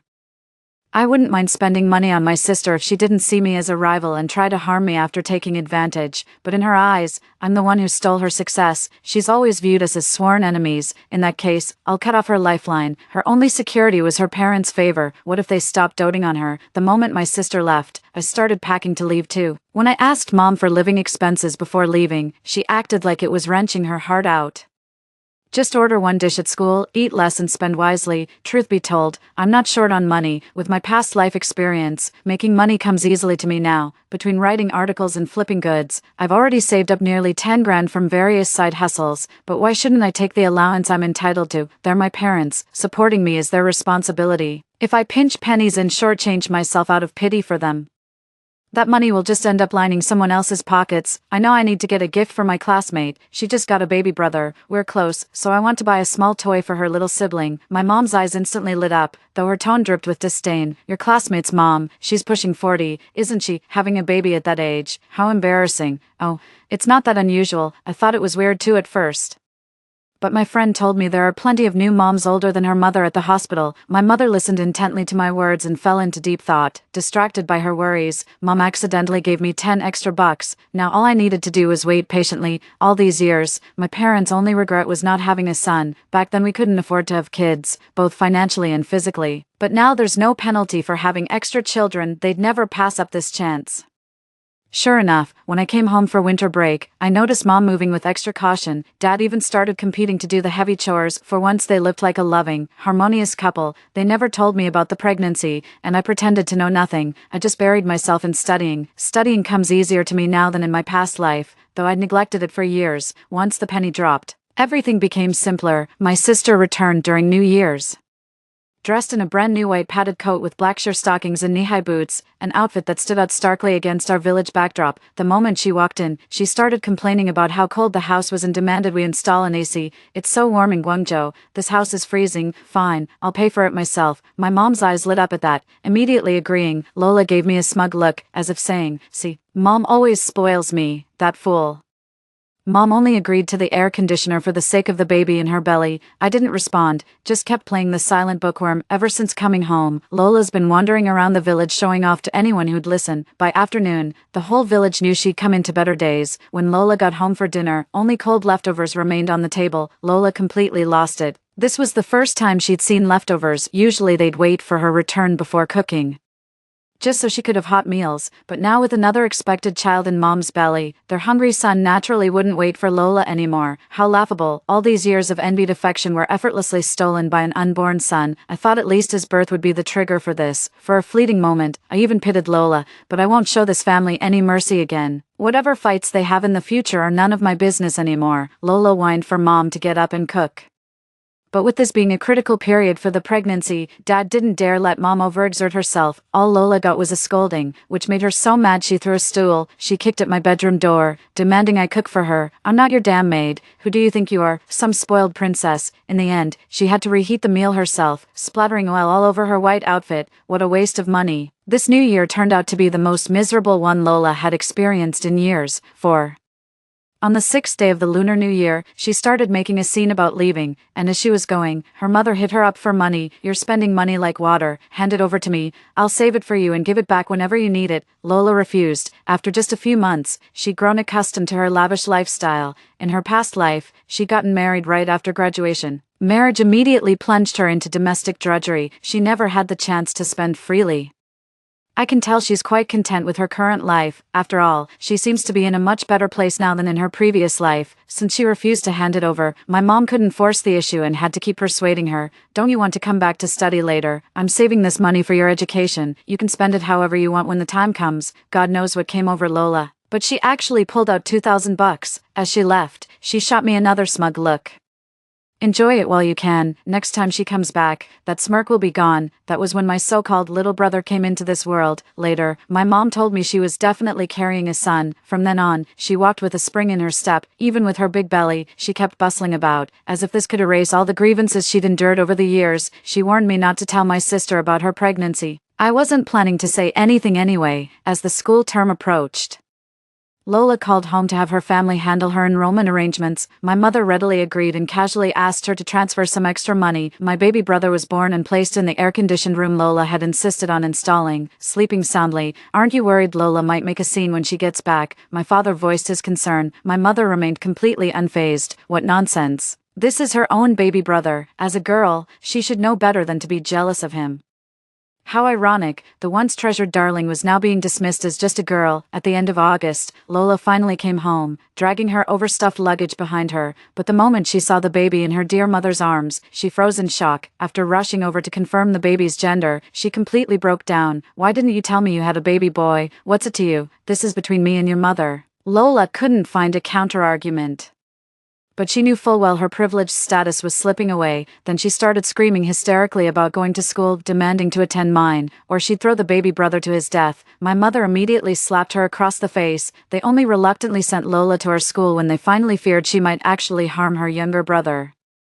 We were in the same grade, just different classes. I was in the accelerated class where studying was our daily routine. Lola caused quite a stir after enrolling. With her savings and stylish appearance, she instantly became the talk of the school after transferring. But in our elite class, nobody paid attention to such things. We were all preoccupied with competitions and securing early college admissions. By the second semester of 11th grade, nearly half our class had received early admission offers. Myself included. While everyone else was choosing Kyoto, I went straight for Guangzhou without hesitation, even though my scores far exceeded the admission requirements of its top university, because this is where I'd meet the love of my life. It's also where I could kickstart my money-making venture. The era of online shopping had arrived, though most ordinary folks hadn't yet realized it would explode in popularity. To avoid affecting Lola's study mindset, I discussed with our homeroom teacher about keeping my early admission news confidential at school. It's not that I'm afraid she'll perform poorly, I just worry she might hurt me again if she finds out about my guaranteed admission. After receiving the acceptance letter, I told my parents I didn't want to attend college anymore. They didn't even try to stop me. All their attention had shifted to my younger brother by then. They'd be thrilled if both Lola and I dropped out of school to work in factories. When Lola heard I was going to work, she got really anxious. Which factory are you going to? Whatever you do, don't go to the one I worked at. That boss loves docking workers' pay. Lola kept ranting about how terrible that factory was. I put on a grateful look and repeatedly assured her I wouldn't take that factory job before she finally let me leave with peace of mind. She even gritted her teeth and bought me a used phone with her last savings, insisting I contact her about anything, especially when it came to dating. 5. She promised to vet any potential boyfriends so I wouldn't get scammed. I agreed to everything without hesitation. That summer, I launched my very first online store. I handled everything single-handedly, sourcing from factories, product photography, and order fulfillment. Business was slow at first, so I took to street vending to get by. While brick-and-mortar still outperforms e-commerce these days, online shopping is gaining serious traction. The brick-and-mortar economy will only keep declining as time goes by. My store went viral during the first shopping festival after college reopened. That's when Lola called and asked me again if I knew Eli. I was swamped with work and had to hire several student part-timers to help with packaging. Just as I said I didn't know Eli, my friend called me over to hurry up with the packaging. Lola assumed I worked at a factory and asked about my job with faint concern. When she heard I was working 16-hour days and barely squeezing in sleep, she let out a long sigh of relief. After hanging up, I went back to packing and shipping orders. I made $1 million during this shopping festival. This is just my first million. Soon I'll be making my first 10 million, even 100 million. I hope when I meet Eli, I'll be accomplished enough to deserve someone like him. He's such a wonderful person, always so kind and gentle with me, but whenever I faced him, I was always consumed by inferiority. In my past life, I had no education and came from a poor family. Beyond my looks, I had nothing remarkable to offer, but beautiful people are a dime a dozen. He's the boss's son, an overseas returnee, while I'm just a factory girl. What could I possibly offer him? Ever since we got together, I've lived in constant fear of being dumped. At first his parents disapproved of our relationship, even subtly suggesting I should quit my job, but my diligence and down-to-earth attitude won them over. Despite their initial objections, they've grown reluctant to see me leave. I pushed myself relentlessly to improve, and it wasn't until I helped the factory secure a foreign trade order that they finally gave in. They said they saw their own hardworking younger selves in me, that I wasn't the type to coast on others' efforts, with me around. Their family fortunes wouldn't decline. My mother hounds me for money every month. If I'm even a day late, she bombards me with calls. I've considered blocking them, but if pushed too far, they might show up and discover my real situation, which would only cost me more in the long run. I can only spend $200 a month to buy some peace of mind. Even if I cut ties with them, I'm still legally obligated to support them. I'd rather spend a little money to keep the peace than deal with all this drama. I didn't go home for New Year's. Heard Lola's having a rough time every holiday. She has to go back and babysit her brother, and she's absolutely fed up with it. When the college entrance exam results came out, Lola shockingly scored less than 300 points, not even enough to get into vocational college. Naturally, her family refused to spend money on her education anymore. She told me she'd be coming to Canton to work too. When I asked which factory she'd be working at, she wouldn't say. I knew exactly which factory she'd go to give her a little scare. I circled the food street near the place several times. When I ran into Lola, she lied straight to my face, claiming she was just hanging out with friends. I didn't call her out on it. I made $5 million this year. As for Lola, she's still working at the factory. Rumor has it she spends her workdays looking around aimlessly, with terrible productivity. The boss tried to let her go several times.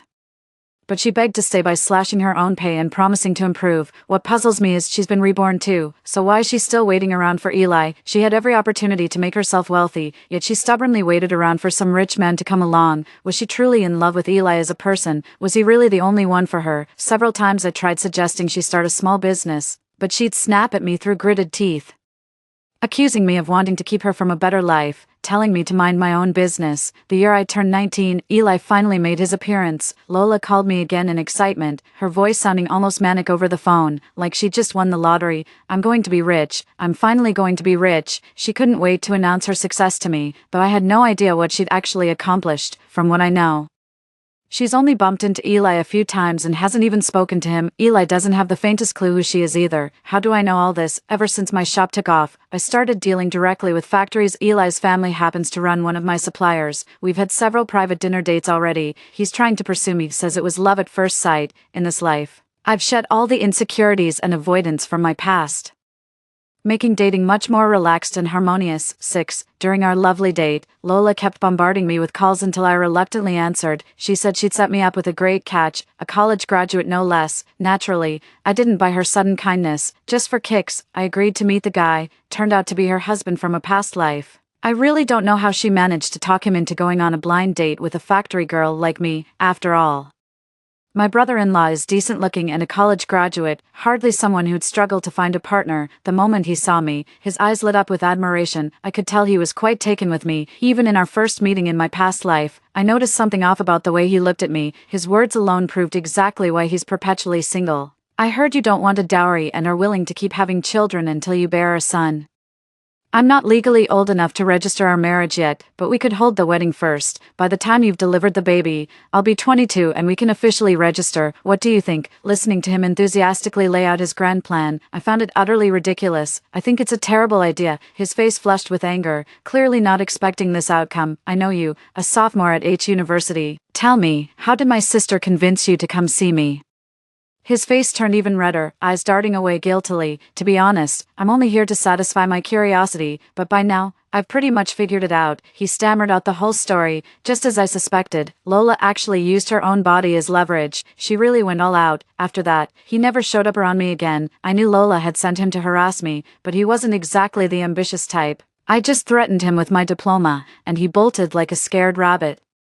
I don't know if he still keeps in touch with Lola. All I know is that Lola got fired. Eli's always swamped with work and rarely visits his parents' factory. He's got his own business to run. But Lola was persistent. She'd come sniffing around every time Eli showed up. Over 2 years, she drove Eli up the wall so much that he started avoiding the factory altogether. She was so frantic that she kept making mistakes at work, and the factory simply couldn't keep her on. After being fired, she wouldn't go home or look for another job, just loitered around the factory all day, staring at passing vehicles. I felt deeply unsettled, remembering how she'd killed me out of jealousy in our past life. To completely eliminate this looming threat, one of us had to disappear, either me or her. Little did I know this opportunity would come so soon. My mother summoned both my sister and me home under the pretense of a serious illness. It had been years since I last saw them, and they'd aged noticeably. Their son was utterly disobedient, a real little tyrant. My mother's weary eyes lit up the moment she saw us return, but when I noticed several men sitting in our house, I immediately understood everything. My parents were planning to cash in. Lola and I were their savings accounts, just waiting to mature before being exchanged for a handsome bride price. Lola and I were considered the most attractive in the village, so naturally our bride prices would be substantial. My mother looked at me, her face creased with wrinkles. I've lined up some potential matches for you. Take a look and decide quickly. You're not getting any younger. I immediately refused. I have a boyfriend. Lola also gave the men in the room a disdainful glance. 7. Forget about looks. They all had potbellies, and some were even starting to go bald. I have a boyfriend too, Lola quickly added. I gave Lola a surprised glance. Was she really giving up on Eli? How much dowry can their family offer? If it's less than what we're giving, just break it off. Your brother's growing up and starting elementary school soon. That'll cost a fortune. I scoffed under my breath. With compulsory education now, how much could elementary school possibly cost? What do you know? The competition is fierce these days. Your brother must attend an international school to have a bright future. I looked around our shabby house. How dare they even entertain such ideas in these conditions? Eli and I aren't even asking for a dowry, we don't need that kind of money, and I don't want them profiting from this either, but I knew they wouldn't let this go without money. After some thought, I offered 30,000. My mom was utterly disgusted. She said our family could give 80,000 and told me to break up immediately. Seeing this, Lola lifted her chin defiantly. My boyfriend promised me a 500,000 yuan betrothal gift when we get married. The moment these words were spoken, all the single men waiting for matchmaking in the room turned their heads in unison. Many gasped in astonishment. I was equally stunned. Who knew there were so many fools with money to burn in this world? In my past life, Eli was exactly that kind of fool. No matter how I protested, he insisted on giving my family 500,000 as bride price. He said, "This is pocket change to me. I don't want you fighting with your family over this. Anything money can solve is trivial." The moment Mom heard 500,000, her face instantly lit up with this sickeningly sweet expression. God knows how she mastered that look. She pulled my sister close with exaggerated affection, bombarding her with questions. In her excitement, she demanded Lola summon the guy immediately for an on-the-spot wedding, but I noticed Lola's expression had turned oddly strained. Logically, since she knows my partner isn't as good as hers, she should be dying to bring them home to show off. But she keeps making excuses. Something just feels off about this, but now that she's found someone wealthy and willing to spend on her, my mind is finally at ease. She probably won't hurt me out of jealousy anymore, and her attention should shift away from both Eli and me. Just thinking about it made me feel considerably lighter. 8. Since Sis's bride price is 500,000, Mom, you should just send these people away. Their intense stares made my skin crawl. Even if your sister got 500,000 in bride price, your partner only offering 30,000 is downright insulting. Mom, drop this scheme. Sis got 500,000 and you want another 80,000 from me. The whole village will say you're selling your daughters, and it'll shame little brother too. Mentioning my brother finally shut her up. 500,000 is indeed a fortune, and now she just wants Lola to settle the marriage quickly. Without a word, I transferred 30,000 to my family, saying the wedding would be held out of town. My parents didn't want to spend on travel expenses and outright refused to attend my wedding. They couldn't even be bothered to get acquainted with a family that could only offer 30,000 in betrothal gifts. But soon enough, something started giving my father-in-law headaches. He said Lola kept showing up at his factory gate, making a scene and demanding to see Eli. "Is your sister a few sandwiches short of a picnic?" I told them to ignore her, and call the police if she gets out of hand. Before we even resolved the Lola situation, my parents unexpectedly showed up in Guangzhou, afraid they might spot me. I've been avoiding them all week. They teamed up with Lola to blockade the factory entrance, demanding the manager take responsibility. "Our daughter's already with your son. You promised 500,000 in bride price, and now you're backing out. If you don't honor this deal, I'm reporting you to the police." My mother wailed at the top of her lungs, oblivious to the pointing and whispering around her. The comings and goings were all factory workers, many of whom knew Lola. People used to mock her for reaching beyond her grasp. Everyone knew exactly what Lola's situation was. She got fired after failing to seduce the factory director's son. Now she's gone completely nuts, even dragging her family into this mess. Someone who couldn't stand Lola sneered, "Listen, Auntie, our director's son studied abroad. What makes you think he'd settle for some factory girl like your daughter?" My mom shot the person a dirty look. "You're just jealous because my daughter is beautiful. He promised to marry our Lola. I have the text messages to prove it." My mother waved her phone frantically, trying to convince everyone around her and gain more supporters. Several people burst out laughing. The factory director's son got married ages ago. He even handed out wedding candies. His wife is a top university graduate, pretty and successful. Why would he ever look at Lola? You've been scammed, plain and simple. Lola turned deathly pale upon hearing this. She rushed over and grabbed the person by the sleeve, demanding answers. "Married? Impossible. How could he marry someone else? This can't be true." Amid the commotion, Eli emerged from the factory flanked by 2 security guards. "You're saying I should marry you?" Eli was strikingly handsome, exuding that unmistakable air of wealth. My mother's eyes practically lit up with dollar signs the moment she saw him. "Absolutely, son-in-law. We spoke on the phone before, remember? You even texted me promises to treat our Lola right." She moved closer to grab Eli's arm, but he frowned and took a step back. "Sorry, I don't know any of you. And I'm not close with her either." Eli pointed at Lola with clear disgust. "She harassed me several times at the factory and got fired for it. As for those texts you mentioned, why don't you call that number right now? I can guarantee it's not me on the other end," Eli explained calmly and methodically, eager to prove herself. My mom immediately made the call, and someone answered right away. By now, everyone understood exactly what was going on. Lola paid someone to stage this. But my mother still wouldn't give up. She kept glancing back at the factory. Then at the passing crowd, determined not to let a wealthy man like Eli slip away. But my daughter likes you. Look at her. She's beautiful. Just marry her. We'll only ask for 300,000 in dowry. No, 200,000. Eli could only laugh in exasperation. 9. Hey lady, I'm already married. My mother looked utterly defeated. She wanted money, but couldn't figure out how to get it now. Lola walked up to Eli in complete despair, her eyes brimming with tears of grievance. Why did you marry someone else? You were supposed to marry me. How could you do this to me? Eli shot me a helpless glance. Sitting in the car nearby, I couldn't help but chuckle. Lola believes that by taking my place at work and following the path I chose in my past life, she'll end up just like I did, a wealthy socialite married into money. Are you out of your mind? I wouldn't give you the time of day. Stop harassing me. Why, you were willing to marry her in your past life. Why won't you marry me in this lifetime, you liar? Lola reached out to strangle Eli, but security immediately pinned her to the ground. As the crowd of onlookers grew, my parents couldn't bear the embarrassment and dragged Lola away. Later I heard Lola got married to a wealthy family in the village, receiving 200,000 in bride price. After the whole 500k dowry incident, the family assumed Lola must be someone extraordinary. After marriage, the family treated Lola fairly well, but Lola constantly looked down on them, finding fault with everything. Over time, the groom's family grew thoroughly annoyed with her. Let's just drop it. Somehow Lola just lounges around all day playing cards and watching TV instead of working, and even had the nerve to demand a nanny after having a baby. Nobody in the village hires nannies, it's always the mother-in-law who takes care of the baby. She can't stand her mother-in-law and makes a scene every day. She made it clear that marrying into their family was for a life of luxury. If they couldn't provide that, she'd divorce and marry some tycoon instead. During every argument, my mom would dig out those texts where the tycoon offered 500k to marry Lola, yet the guy still got manipulated every single time. Eventually, word got out about Lola publicly pressuring Eli to marry her outside the factory. His family was livid. Turns out she was the only one invested in this relationship all along. When his family finally stopped indulging her, she refused to get divorced. But he'd already lost all patience with her. When Lola disobeyed, the family resorted to violence. Somehow Lola ended up with brain damage, and the guy's family had to compensate my parents with 100,000 yuan. By the time I returned to that place filled with painful memories, a whole decade had passed. My younger brother got locked up for assault. Only my parents remained at home. They look a decade older than their peers, their backs already hunched with age. If they were just elderly strangers I saw online, my heart would ache for them, but they're my parents, the same parents who've hurt me countless times, whose favoritism stretches across oceans. He brought this all upon himself. Their eyes burned with nothing but hatred when they saw me return. How dare you show your face here? Now your brother's locked up, happy now. Back when my brother got into trouble, it took $1 million in settlement fees. I told them I had no money.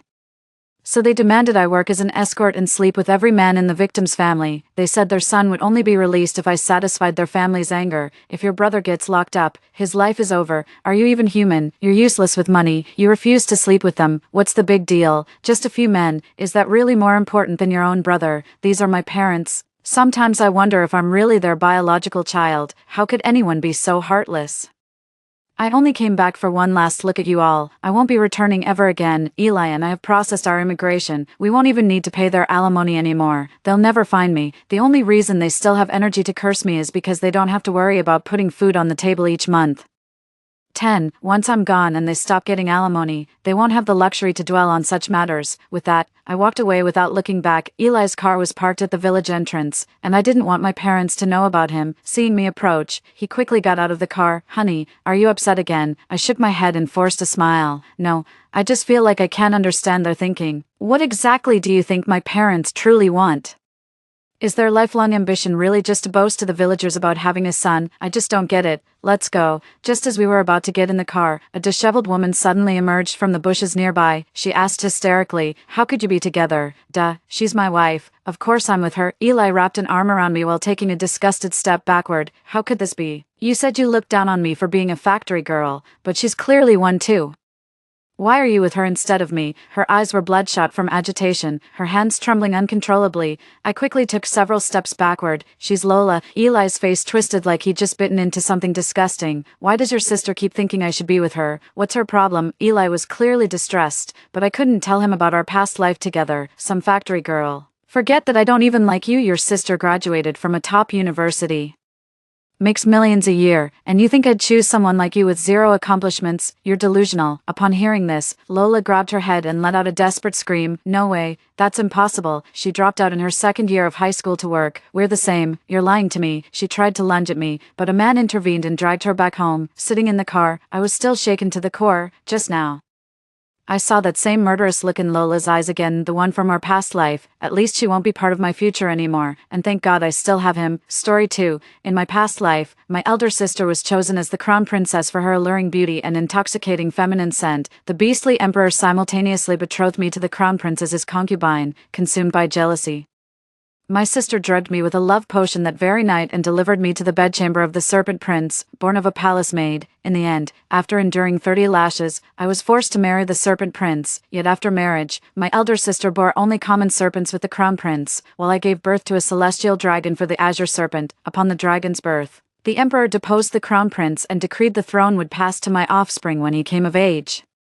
Consumed by envy, my sister stole into my chambers, ripping the divine sinews from my young dragon's spine and scaling him alive. My precious dragon perished in agony, after which she strangled me to death with his own golden tendons. When my eyes opened again, I found myself back on the day the beast emperor arranged our marriages. She was determined to wed the green serpent. I knew then, she had been reborn just like me. But this time, she couldn't even bear leeches. The beast emperor betrothed my elder sister Thorn to the crown prince as his consort, while I was bestowed upon him as a concubine. His intention was for me to enter the palace and serve my elder sister and the crown prince dutifully. Little did he know, my sister's face twisted with resentment at his words, and our parents' expressions darkened. That evening, my personal maid brought me a cup of tea, claiming it would soothe my restless mind after days of distraction. Mere moments after drinking the tea, my limbs grew weak and my body burned with fever. My mother secretly summoned a sedan chair, instructing the bearers to deliver me to Prince Green Serpent's residence. "Dove, don't resent your mother. How could you ever be worthy of sharing a husband with your elder sister? I hear that Green-Eyed Serpent is quite handsome. If you please him tonight, becoming his principal wife would surely surpass being the crown prince's concubine." The green-eyed serpent mother spoke of was Night, born of a palace maid, low-born and disfavored by the emperor. Though fair of face, he was withdrawn by nature and frequently bedridden with illness. The next day, mother deliberately had servants spread word of my illicit union with Night. The emperor flew into a rage and ordered me publicly flogged 30 times, beaten within an inch of my life. I was dragged into the royal manor like a dead dog. A month later, Night and I hastily held our wedding ceremony. That same day, Thorn had her grand wedding, becoming the envied crown princess. Out of deference to my father's position as chancellor, Night made me his official consort, yet he deemed me shameless and never showed me the slightest affection. The capital's nobility would sneer at the mere mention of my name. My reputation was in tatters. By divine mercy, I conceived that very night. Months later, I gave birth to a dragon python, the sacred emblem of our kind. The dragon python is the most exalted being among the beast python clan. The last one was born 3 centuries ago. The python emperor was overjoyed and immediately bestowed upon the dragon python the title of imperial crown prince. As the mother, I received countless honors by virtue of my child's status. My elder sister gave birth 2 months after me.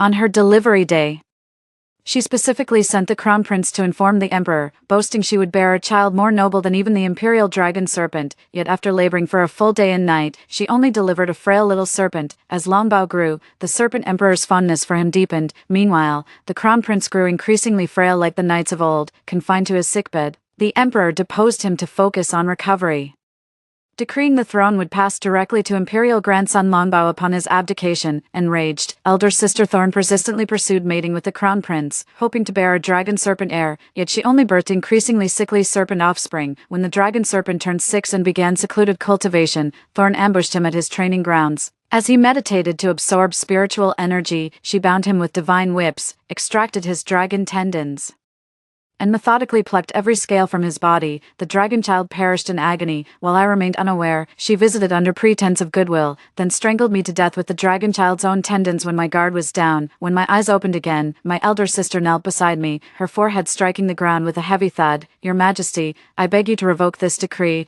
I cannot marry the crown prince. My heart belongs solely to the third prince, Night.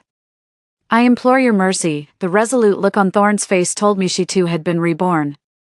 My father, who had been seated in the lower position, rose in alarm and knelt beside my eldest sister, trembling. He pressed his forehead to the ground. "Your Majesty, please forgive Thorn's insolence. The fault lies with my failure in discipline." As he spoke, he tugged at my sister's sleeve, urging her to beg for mercy, yet my sister defiantly raised her head, her gaze resolute and demeanor unwavering, as if prepared to meet her fate.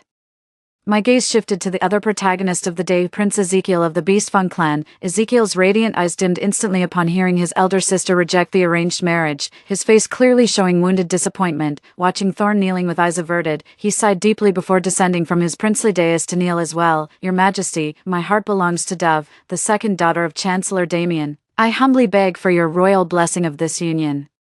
The entire hall erupted in gasps of astonishment. In the Beastwild continent, males outnumber females, and females are typically given preferential treatment, but exceptions like me don't qualify for such privileges. With my scrawny frame, shriveled appearance, and barely detectable feminine aura, anyone could tell I'd never bear robust beastlings. My elder sister, born merely 10 minutes before me, was my complete opposite, with bewitching features, voluptuous curves, and an intoxicating feminine allure radiating from her entire being. Whenever she stepped out, that scent would send hordes of males fawning and frolicking around her. The emperor's fury still raged. "This is an imperial decree of marriage. How dare you question it?" Yet he refrained from openly humiliating the crown prince, declaring sternly, "We bestow Dove upon you as a consort. Speak no further of this." It served as a face-saving compromise for the heir apparent.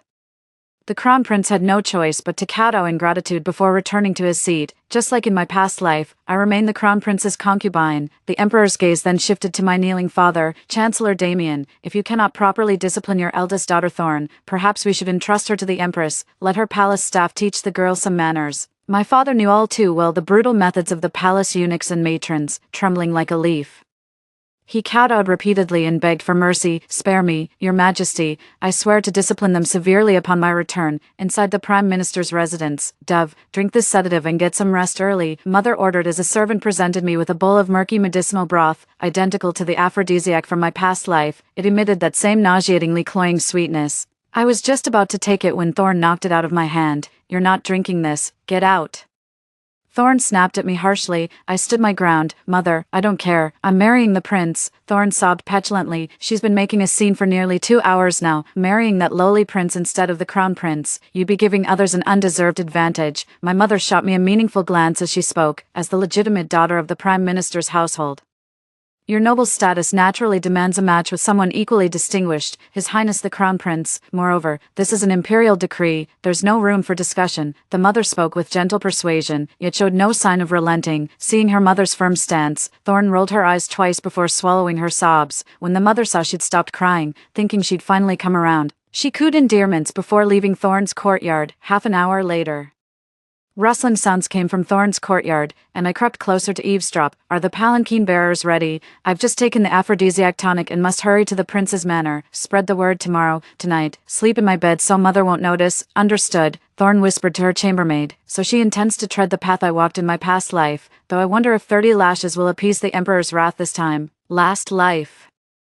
I was merely gifted as the crown prince's concubine on a whim, but Thorn is his personally appointed crown princess, too. The next day, Thorn and Knight knelt side by side in the grand hall. Behind them at an angle knelt their ashen-faced father and mother. The hall was filled with a sweet fragrance emanating from Thorn, her scent grown more potent after her first intimate experience. Knight gazed at her with unmistakable infatuation, while even the chamberlain standing nearby squinted in quiet pleasure. "Your Majesty, I truly cherish the prince with all my heart. I beg for your gracious permission and am willing to accept any punishment." Thorn spoke softly yet resolutely. Knight also kowtowed. "Father, the fault lies entirely with me. It was my infatuation with Lady Damien that led to this transgression. I submit myself to your judgment.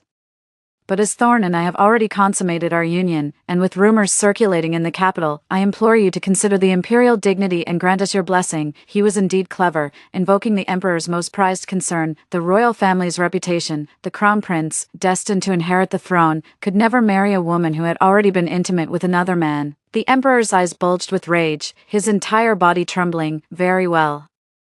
Since you treat our decree as child's play, today we shall grant your wish." Turning to the eunuch attending him, he commanded, "Draft an edict. We hereby strip Knight of his princely title, demoting him to a common Naga. His royal status shall never be restored. As for Thorn, who's so willing to marry him, let her be bestowed as his wife." Mother fainted dead away upon hearing this, while father nearly collapsed to his knees. Thorn paled momentarily, but after brief contemplation, she bit her lip and kowtowed. "This humble subject thanks your majesty's magnanimity. My devotion lies with Knight the man, not the prince. As long as she could bear the divine dragon serpent, what did it matter if the prince regained his title? She'd surely enjoy endless wealth and luxury. Besides, if her child ascended the throne, would the prince's position even matter?" Knight listened with moist eyes, his infatuation visibly deepening. The Emperor studied Thorn's words and the kneeling pair before him. Sensing genuine affection, he released an almost imperceptible sigh, his stern expression softening slightly. "In that case, you may continue residing in the former princely estate, but henceforth, Knight shall hold no noble title nor receive imperial stipends. Govern yourselves accordingly." The Emperor showed Thorn clemency after all. Truly, beauty and sweet feminine allure command favor wherever they go. Should Thorn ever bear a draconic heir, the Emperor would surely restore his favor to both Knight and her.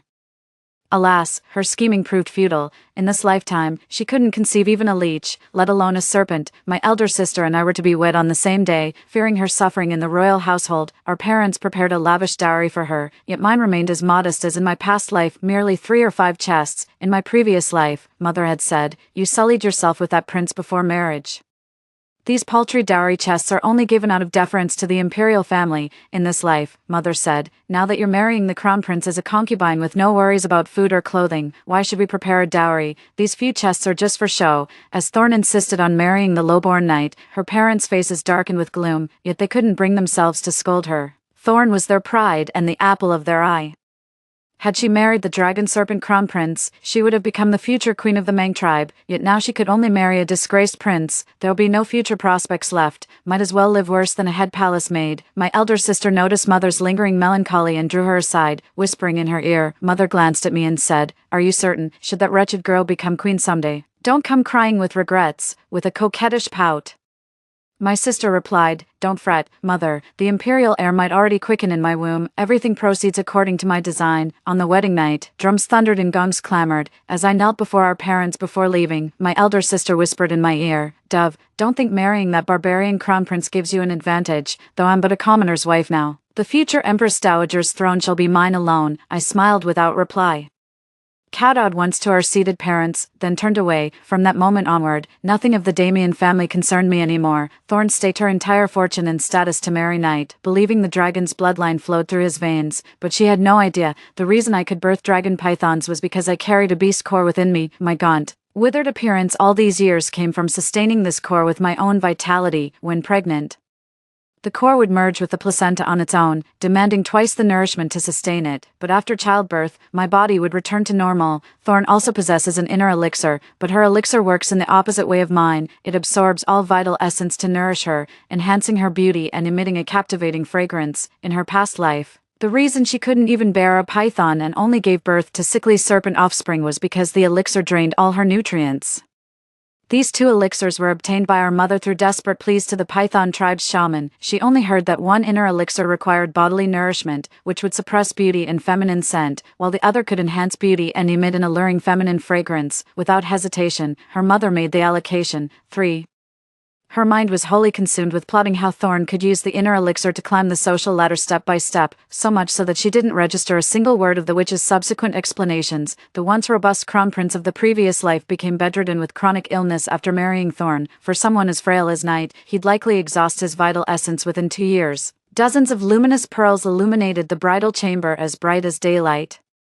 Having lost track of time, I sat alone on the edge of the bed in a daze, feeling like Knight had fallen ages ago. With a creak, the door swung open, revealing a silhouette before me. "Dove," came the voice, clear and tender. The bridal veil was lifted, and I looked up to see the strikingly handsome Crown Prince Ezekiel. His expression remained impassive, devoid of any joy at taking a new bride. I suppose he still carries a torch for my elder sister, after all. He only chose me out of reluctant compromise to protect his true love. "You must be starving after this long wait. I'll have the palace kitchen prepare you a proper meal," he asked with an impassive face, but before I could answer, he directly instructed the attending maid to prepare some easily digestible food. After the maid left, he rose to his feet. I quickly stood up as well, cautiously bending at the waist to stand attentively by his side, ready to serve him. To my surprise, He led me to the dressing table and pressed my shoulders down onto the round stool. He began removing the heavy phoenix crown and hairpins from my head. "Your Highness, the maids can attend to this later. We mustn't trouble you with such menial tasks." I immediately made to rise from my seat. His grip tightened as he pressed me back onto the stool, his voice still devoid of emotion. "It's no trouble. Tonight you become my wife. I choose to remove your bridal ornaments myself, for some reason." I felt my cheeks grow warm without realizing it. I remembered our wedding night in the past life. Knight had merely looked at me with undisguised disgust, refusing to exchange even a word. He didn't even share the ceremonial wine with me before storming out, even with Ezekiel's reserved demeanor now. It didn't feel nearly as unbearable. The nanny brought 2 bowls of fine noodles, one for Ezekiel and me each, explaining they symbolized enduring happiness and lasting prosperity. I thought Ezekiel would leave after finishing the noodles, that his visit was just a formality for our wedding night, but instead, he ordered the servants to prepare his bath, then casually climbed onto the marital bed. Flustered, I dragged my feet through my own bedtime routine, reluctant to join him. Finally losing patience, he dismissed the attendants with a wave, rolled off the bed, and unceremoniously scooped me up before tossing me onto the sheets. He's like a completely different man from that indifferent-looking guy moments ago. The smoldering desire in his eyes feels like it could set me ablaze. Such a stark contrast. He chuckled lowly. Who knew my dove could be so shy? Don't worry. I'll teach you slowly. You'll love every moment of it. He pinned me down beneath him. The crimson canopy billowed all night long. Ezekiel's been insatiable these past 2 days, leaving me sore and exhausted every night, falling asleep only at dawn. I don't rise till the sun is high in the sky. Fortunately, I'm the only concubine in the crown prince's palace with no principal wife yet, so I'm spared from morning courtesies, otherwise I'd probably die without knowing why. The maids couldn't suppress their giggles behind their sleeves while dressing me, burning with embarrassment. I pretended not to understand their teasing expressions. That day, while reading an illustrated book by the window, I overheard 2 young maids chatting as they dusted the ornaments. For, they say the royal consort's already been diagnosed with pregnancy, just married a few days ago and already with child. TSK, hush, he's no longer your highness, just young master now. Their scandal spread throughout the beastfolk clans. A pregnancy's hardly surprising after that, so Thorn had also conceived during that incident, but that's none of my concern. Just as I was engrossed in the illustrated novel's plot, my maid announced the arrival of Thorn, daughter of Chancellor Damien. After some consideration, I instructed the servants to usher her in. She was clever enough to invoke the Damien family name. Had she come merely as Knight's wife, the servants wouldn't have even bothered to announce her. This was less a courtesy visit and more a blatant display of vanity. She fluttered her handkerchief and arrogantly took the host's seat upon entering the hall, just as the maids were about to reprimand her. I waved them away and seated myself in the subordinate position below Thorn. The corner of her lips curled into a contemptuous smirk. Having witnessed my cautious deference in Damien's household, she now dismissed my elevated status as the crown prince's concubine with utter disdain. Dear sister, she deliberately stroked her still flat abdomen. I'm with child. You and his highness should hurry along. I smiled. How thoughtful of you. Elder sister, the crown prince's vigor requires no concern. Perhaps you should focus on fortifying Sir Knight with tonics, lest he prove inadequate for your needs. Her expression darkened as she sneered. Truly the words of someone unfit for polite company. How utterly vulgar, crude words, but not untrue. Surely even you must see how Knight pales in comparison to the crown prince, be it lineage, looks, or even brute strength. His highness surpasses him in every regard. Struck where it hurt, she flushed crimson with rage. Having been intimate with Knight and a former crown princess herself, how could she not have made comparisons? Furious, she reached out to strike me, but I caught her wrist and flung her aside. How dare she cause trouble in my domain? I wasn't about to indulge her tantrums. She suddenly let out a cold laugh. What good is nobility now? The real test is who can birth the imperial heir. Her eyes raked over my slender frame as she sneered. Pray your womb doesn't produce a mere eel, sister. Should you disgrace the royal house, the crown prince might order your execution. Then we'll see if you can keep this arrogance of yours. Rather than strutting about my chambers, you'd do better tending that pregnancy. Frankly, I doubt the thing in your belly will ever see daylight. Thorn flew into a rage, lunging at me with fists raised. I sidestepped his attack without batting an eye. Guards, escort our guest out. This princess requires rest. I turned on my heel and strode toward the bedchamber. The maid waiting at the door immediately scurried in at the command, grabbing Thorn and half-dragging her out. I wiped the spot where I'd touched her hand with my handkerchief and let out a cold laugh. Let her revel in her arrogance a while longer. I want to watch her descend into despair with my own eyes. A month later, I was diagnosed with pregnancy. The crown prince was overjoyed, ever since conception. I've felt this child in my womb is my little dragon. Perhaps that's the mystical bond between mother and child. Pregnancy demands twice the energy to nourish my core, leaving my body increasingly frail. For reasons unknown, this incarnation's pregnancy brings greater suffering and sharper hunger pangs than the last. The first 2 months were manageable, but as the baby grew inside me, demanding more nutrients each day, I could barely walk normally and even breathing became laborious. Ezekiel was so agitated he couldn't sleep at night. Since my pregnancy made me unfit to share his bed, the Empress intended to assign him 2 concubines, but he declined them all. The Empress flew into a rage, convinced I'd bewitched him into refusing concubines. As the Queen was about to reprimand me, Ezekiel knelt down and pleaded, "Mother, please don't be angry. It's not that I refuse to take concubines, but I have certain unspeakable difficulties. My campaign in the Northwest left me physically impaired. Dove's pregnancy was nothing short of divine mercy. I'm consulting renowned physicians now. Taking concubines can wait until I've recovered." Ezekiel spoke in veiled terms, but the gist was clear. He was impotent. The Queen instantly understood, her face alternating between pallor and flush. The Crown Prince's secret ailment must remain undisclosed. Too many knowing would jeopardize his succession. If word gets out about his inability to produce an heir, wouldn't that be tantamount to an imperial decree of deposition? 5. From then on, the Empress voluntarily fell silent. Any concubine who dared mention sending new consorts to the Crown Prince's household would first face her thunderous wrath. As time passed, no one dared bring it up again, and peace was finally restored. As my pregnancy grew increasingly difficult, Ezekiel grew too concerned to leave me. He eventually pleaded illness to the Emperor and took official leave. The Queen thought the Crown Prince was using this opportunity to treat his own ailment, and even considerately covered for him. Freed from political duties, Ezekiel stayed by my side every single day. He personally fed me meals, attended to my bedtime, and grew increasingly anxious watching me lose weight daily. As if he wished he could bear the pregnancy himself, the palace matrons would whisper to me when Ezekiel wasn't around, marveling they'd never seen a husband dote on his wife so devotedly. Indeed, he is my beloved husband, and my heart swells with sweetness and joy. Perhaps this is what it means to have chosen the right person. I heard that ever since my elder sister became pregnant, our parents would frequently visit her, bringing either precious nourishing tonics or all sorts of amusing trinkets to lift her spirits. Yet they've never once come to see me. The servants whispered that Thorn had become radiant with pregnancy, her feminine allure so potent it could be sensed beyond the manor walls. Perhaps her inner elixir was feeding on the fetus's vitality to sustain her. Meanwhile, I'd become gaunt to the point of deformity, sunken cheeks protruding over a skeletal frame, my grotesquely swollen belly a monstrous contrast. In my previous life, Night never once visited my courtyard after I conceived, despite his frail health. He kept several stunning concubines and spent his days frolicking with them, a classic case of all talk and no action. Once, he caught sight of my pregnant form in frozen shock, stammering, "How could you become so repulsive?" From then on, he avoided me like the plague. In our past life, the only time we ever shared intimacy was that night when my mother drugged me with aphrodisiac wine. But my current state is even worse than in my past life, undoubtedly more hideous and terrifying. I hid from Ezekiel, fearing his rejection, yet he saw right through me and pulled me into his embrace. "Dove, don't fret, the child in your womb is mine as well. How could I ever reject you for carrying my own?" His eyes burned with tender devotion and deep affection. Indeed, he was never like Night to begin with. I shouldn't have been so petty. Before I knew it, the day of my eldest sister's delivery arrived. I couldn't help but wonder what she would bring into this world this time. So I sent a quick-witted maid to gather news, instructing her to report back immediately. 6. Ezekiel chuckled, "You're about to give birth yourself, yet you still have the energy to poke into others' affairs." I retorted, "Only because your elder sister is the one you fancy. I was just gathering intel for you." Ezekiel flushed with discomfort. "Don't talk nonsense. You're the only one I love. She's my sister-in-law. This isn't a joking matter."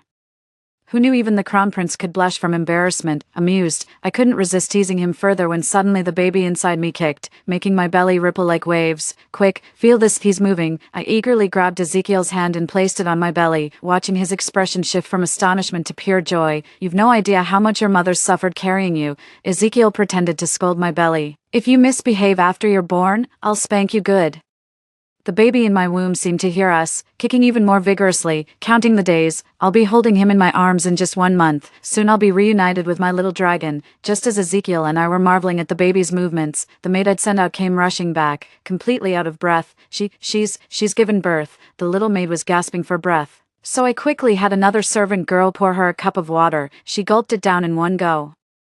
then panted twice before speaking. The whole court's buzzing about it. Chancellor Damien's daughter birthed some pitch-black monstrosity, not quite a snake nor an eel, covered in scales, but its head, just a fleshy lump with no eyes or mouth, utterly horrifying. After letting out a few cries, the creature drew its last breath. I heard the prince, no, pardon me, I heard Sir Knight ordered his servants to burn it. Thick, foul-smelling black smoke rose from the pyre, so putrid it made people retch.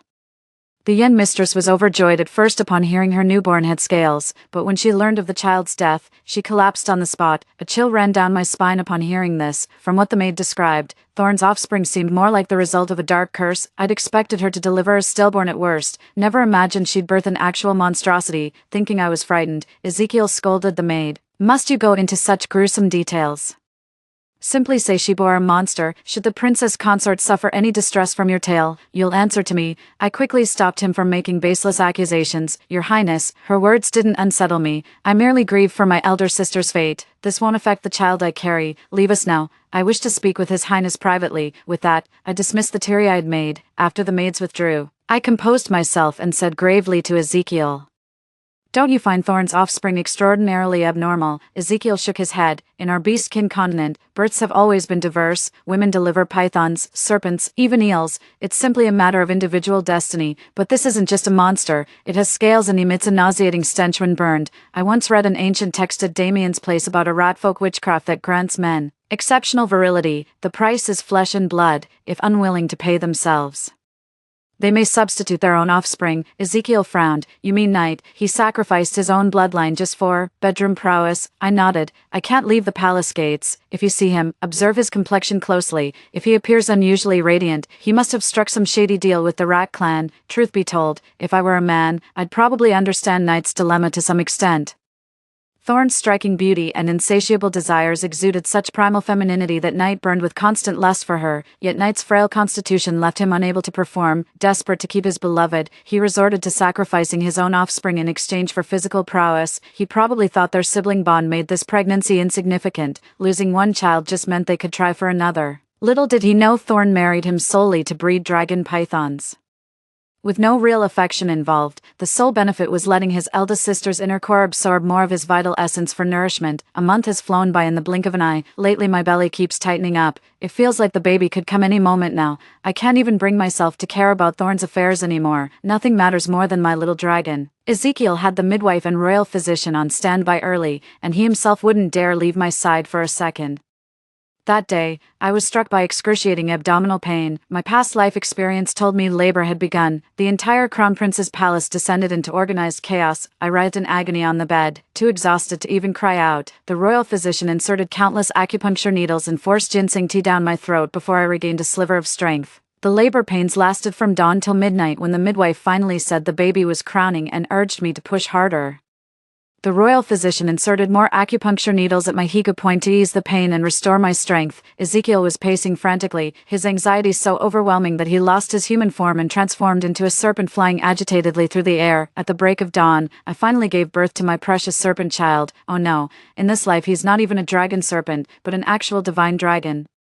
The midwife stood frozen for a long moment before finally wrapping the golden dragon infant in swaddling clothes. Trembling, she announced to the crown prince, "Your Highness, the mistress has birthed what appears to be a dragon. Forgive this old servant's ignorance, but would your Highness please come see for yourself?" Without awaiting the prince's orders, servants were already sprinting toward the emperor's palace to deliver the astonishing news. Ezekiel cradled the radiant golden dragon infant, utterly dumbfounded. Standing by my bedside with trembling voice, he whispered, "Dove, is this truly our child? Our serpent clan only ever produces dragon serpents at most. How could we possibly have birthed a divine dragon?" The royal astrologer just examined him and confirmed every feature matches the ancient records. This is undoubtedly a celestial dragon. I reached up my hand. Ezekiel carefully placed Lombao into my arms. Looking into Lombao's clear eyes and those achingly familiar features, I knew this was my Lombao from the past life. My tears fell onto his little face. The little dragon wriggled in my arms, probably trying to comfort me. Though he couldn't speak yet, a sudden commotion erupted outside, followed by the eunuch's announcement, "His Majesty approaches." Ezekiel hurried from the inner chamber to the main hall to receive the emperor. I clung tightly to the baby dragon, refusing to let go. "Mother," little dragon suddenly piped up in his childish voice, startling me. "My child, in our past life I failed you, letting them flay you alive." My voice choked with sobs, transforming into a child. Little dragon embraced me. "Mother." That was a trial I needed to endure to ascend from serpent dragon to divine dragon. And I must thank you, without your bodily nourishment, I could never have achieved draconic ascension, so that's how it was, yet he endured the agony of having his tendons pulled and scales scraped. Just the thought of it still makes my chest ache so fiercely I can barely breathe. When the emperor ordered the eunuch to bring the dragon treasure for his inspection, the little dragon reverted to its newborn form, obediently closing its eyes as if in deep slumber. The emperor's hearty laughter echoed from the outer chamber. He exclaimed repeatedly, "Splendid, magnificent, divine, this is heaven-sent fortune for our beast-wild continent. Eunuch who, issue an imperial decree immediately. This sacred dragon shall be named Auspis, granted the title of imperial crown grandson, and bestowed with golden treasures and scrolls on the 8th day of next month." After a pause, he continued, "Dove shall be named crown princess consort. The investiture ceremony will also be held on the 8th of next month, a double celebration." The crown prince was the first to respond. "Your son humbly thanks your majesty's grace on Dove's behalf. She remains frail after childbirth, but once recovered, I shall bring her to kneel in gratitude before you." Returning to the inner chambers, the crown prince couldn't conceal his joy. "Dove, you heard it. His majesty has decreed you shall be my princess consort." I nodded with a smile. "Indeed. I've also heard His Majesty intends to name Longbao as crown prince. Doesn't that make you uneasy?" "What unease?" "The possibility that His Majesty might bypass tradition and name Longbao as his direct successor. In the previous life, the emperor deposed the crown prince and directly decreed Longbao's ascension to the throne. Though we can't foresee how this life will unfold, I'd hate to see father and son turn against each other over the throne." Ezekiel burst into laughter. "Nothing would please me more. Once the kingdom's in that boy's hands, we'll roam free. I hear Foxkin country has breathtaking landscapes, Snow Leopard Kingdom boasts extraordinary wonders, and Wolf territories offer endless delicacies." Pulling me into his embrace, he murmured, "It's not that I crave power, none of my brothers are fit to rule, that's why I contended for the crown. If our furry inherits the throne, nothing could make me happier. After all, he's our child." He kissed my forehead and cooed, "Get well soon, darling. We'll have our second and third little treasures." I've deployed the crown prince's most elite shadow guard to protect Longbao, ensuring he's watched every moment from the shadows. Though Thorn can't enter the palace now, I'm still taking precautions just in case. Ezekiel told me when the palace eunuch brought the happy news to Damien's household. His parents merely accepted the decree with indifference, not even bothering to tip the messenger.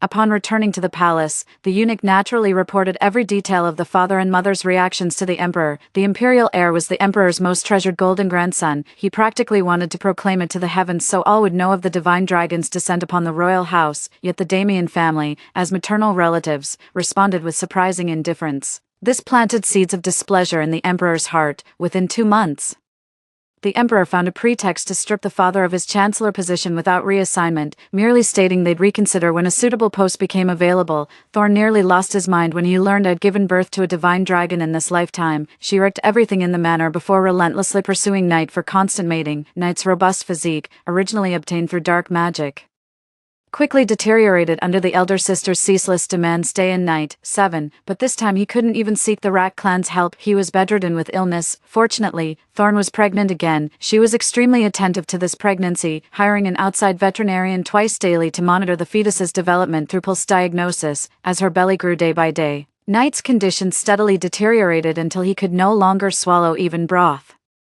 His breathing becoming increasingly labored. Had Thorn devoted some attention to Night then and supplemented his treatment with proper medication, he might have lived several more years, albeit in weakened health. Yet Thorn turned a blind eye to his suffering, leaving him to waste away without even sending a servant to tend to him. Night had long been stripped of his noble status. The palace attendants assigned to him were dismissed, his royal stipends revoked, leaving the vast estate sustained solely by Thorn's dowry. Now abandoned by Thorn, he lay waiting for death in the hollow emptiness of the great house. On the day his eldest sister went into labor, Night drew his last breath. This labor proved far more agonizing than her last, yet after 3 days and nights of struggle, she delivered only a writhing mass of tiny white maggots. The servants fled in terror at the sight. The eldest sister took one look at the squirming creatures crawling across her legs and belly, then collapsed in a dead faint. When she awoke again, word reached her that the Knight had perished. She muttered to herself, why can't I bear a dragon serpent even after wedding the azure serpent? Could that wretched woman be the one destined to breed such creatures?" She suddenly struggled to sit up. No, impossible. How could that low-born wench possibly bear a dragon serpent? It must be coincidence. I must find the crown prince. I will marry the crown prince. The servants whispered she'd gone mad, a widow daring to covet marriage with the crown prince. Yet when the palace matron reported the intelligence she'd bribed from servants, my guard went up immediately. Thorn is pure madness incarnate. Last life, she lurked near Lombao's seclusion to murder him. Who knows what atrocities she'll commit this time.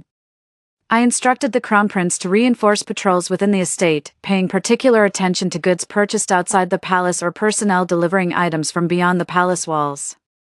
Sure enough, just days after Lombao received the golden treasure and imperial edict, a group of embroideresses delivering needlework to the palace caught my attention. Her disguise was actually quite convincing, but I recognized her scent all too well. Among the plainly dressed embroideresses, Thorn kept her head down with her hair in a matronly bun, her face darkened and wrinkled, a remarkably realistic transformation. I quietly ordered the shadow guards to monitor Thorn's movements, with instructions to apprehend her immediately should she dare to separate from the embroideress group. Sure enough, within moments the shadow guards apprehended the sneaking Thorn at Dragon's abode where Longbao resided. The guards pinned her mercilessly to the ground, seated on a chair brought by the chamberlain. I looked down at her and commanded, "Search her." Thorn frantically batted away the chamberlain's groping hands, shrieking hysterically at me, "You wretched dove!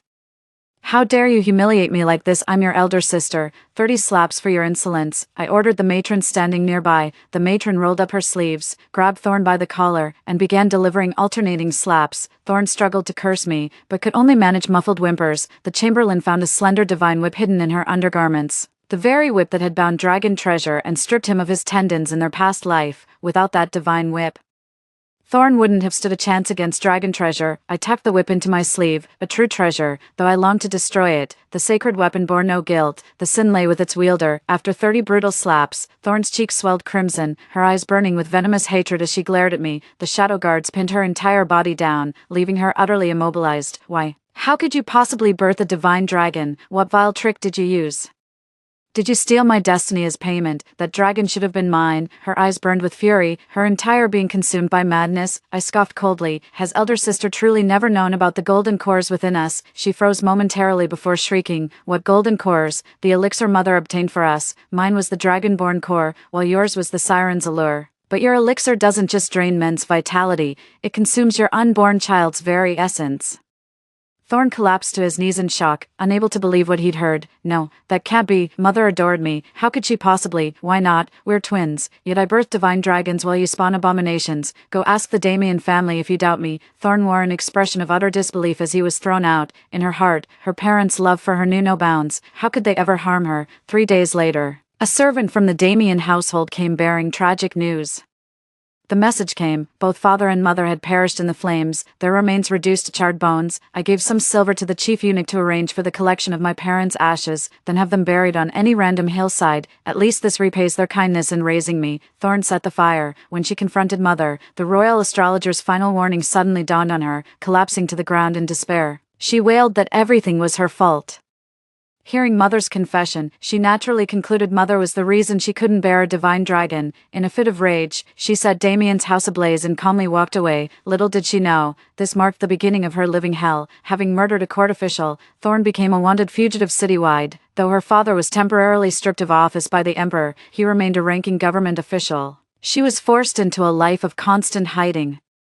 Her stunning beauty and intoxicating feminine scent drove hordes of wandering serpent demons to compete for her favors. Her inner core absorbed the vital essence of these men, enhancing her allure with each encounter. This endless cycle transformed her into a woman who belonged to all yet belonged to none. Perhaps this was her destined fate all along, rather than killing her outright. Watching her suffer daily under the torment of those vile serpents, stripped of all future and hope, would be far sweeter vengeance for murdering my dragon child and me in our past life. Time flew, and 6 years passed in the blink of an eye. My precious dragon has grown into a graceful youth. The emperor once again stripped Ezekiel of his crown prince title this lifetime, though it was at Ezekiel's own request. Now the emperor personally mentors the young dragon in state affairs, preparing to hand over the throne when he comes of age at 10. After giving birth to Dragon Treasure, my inner elixir dissipated completely, and my suppressed beauty gradually returned. Though I know I may never bear another child as extraordinary as Dragon Treasure, I'll cherish every child Ezekiel and I are blessed with. During our leisure at home, we began journeying through various beast realms. At last, in this lifetime, I've met the right person and fulfilled my heart's desires. How could the word carefree ever do it justice?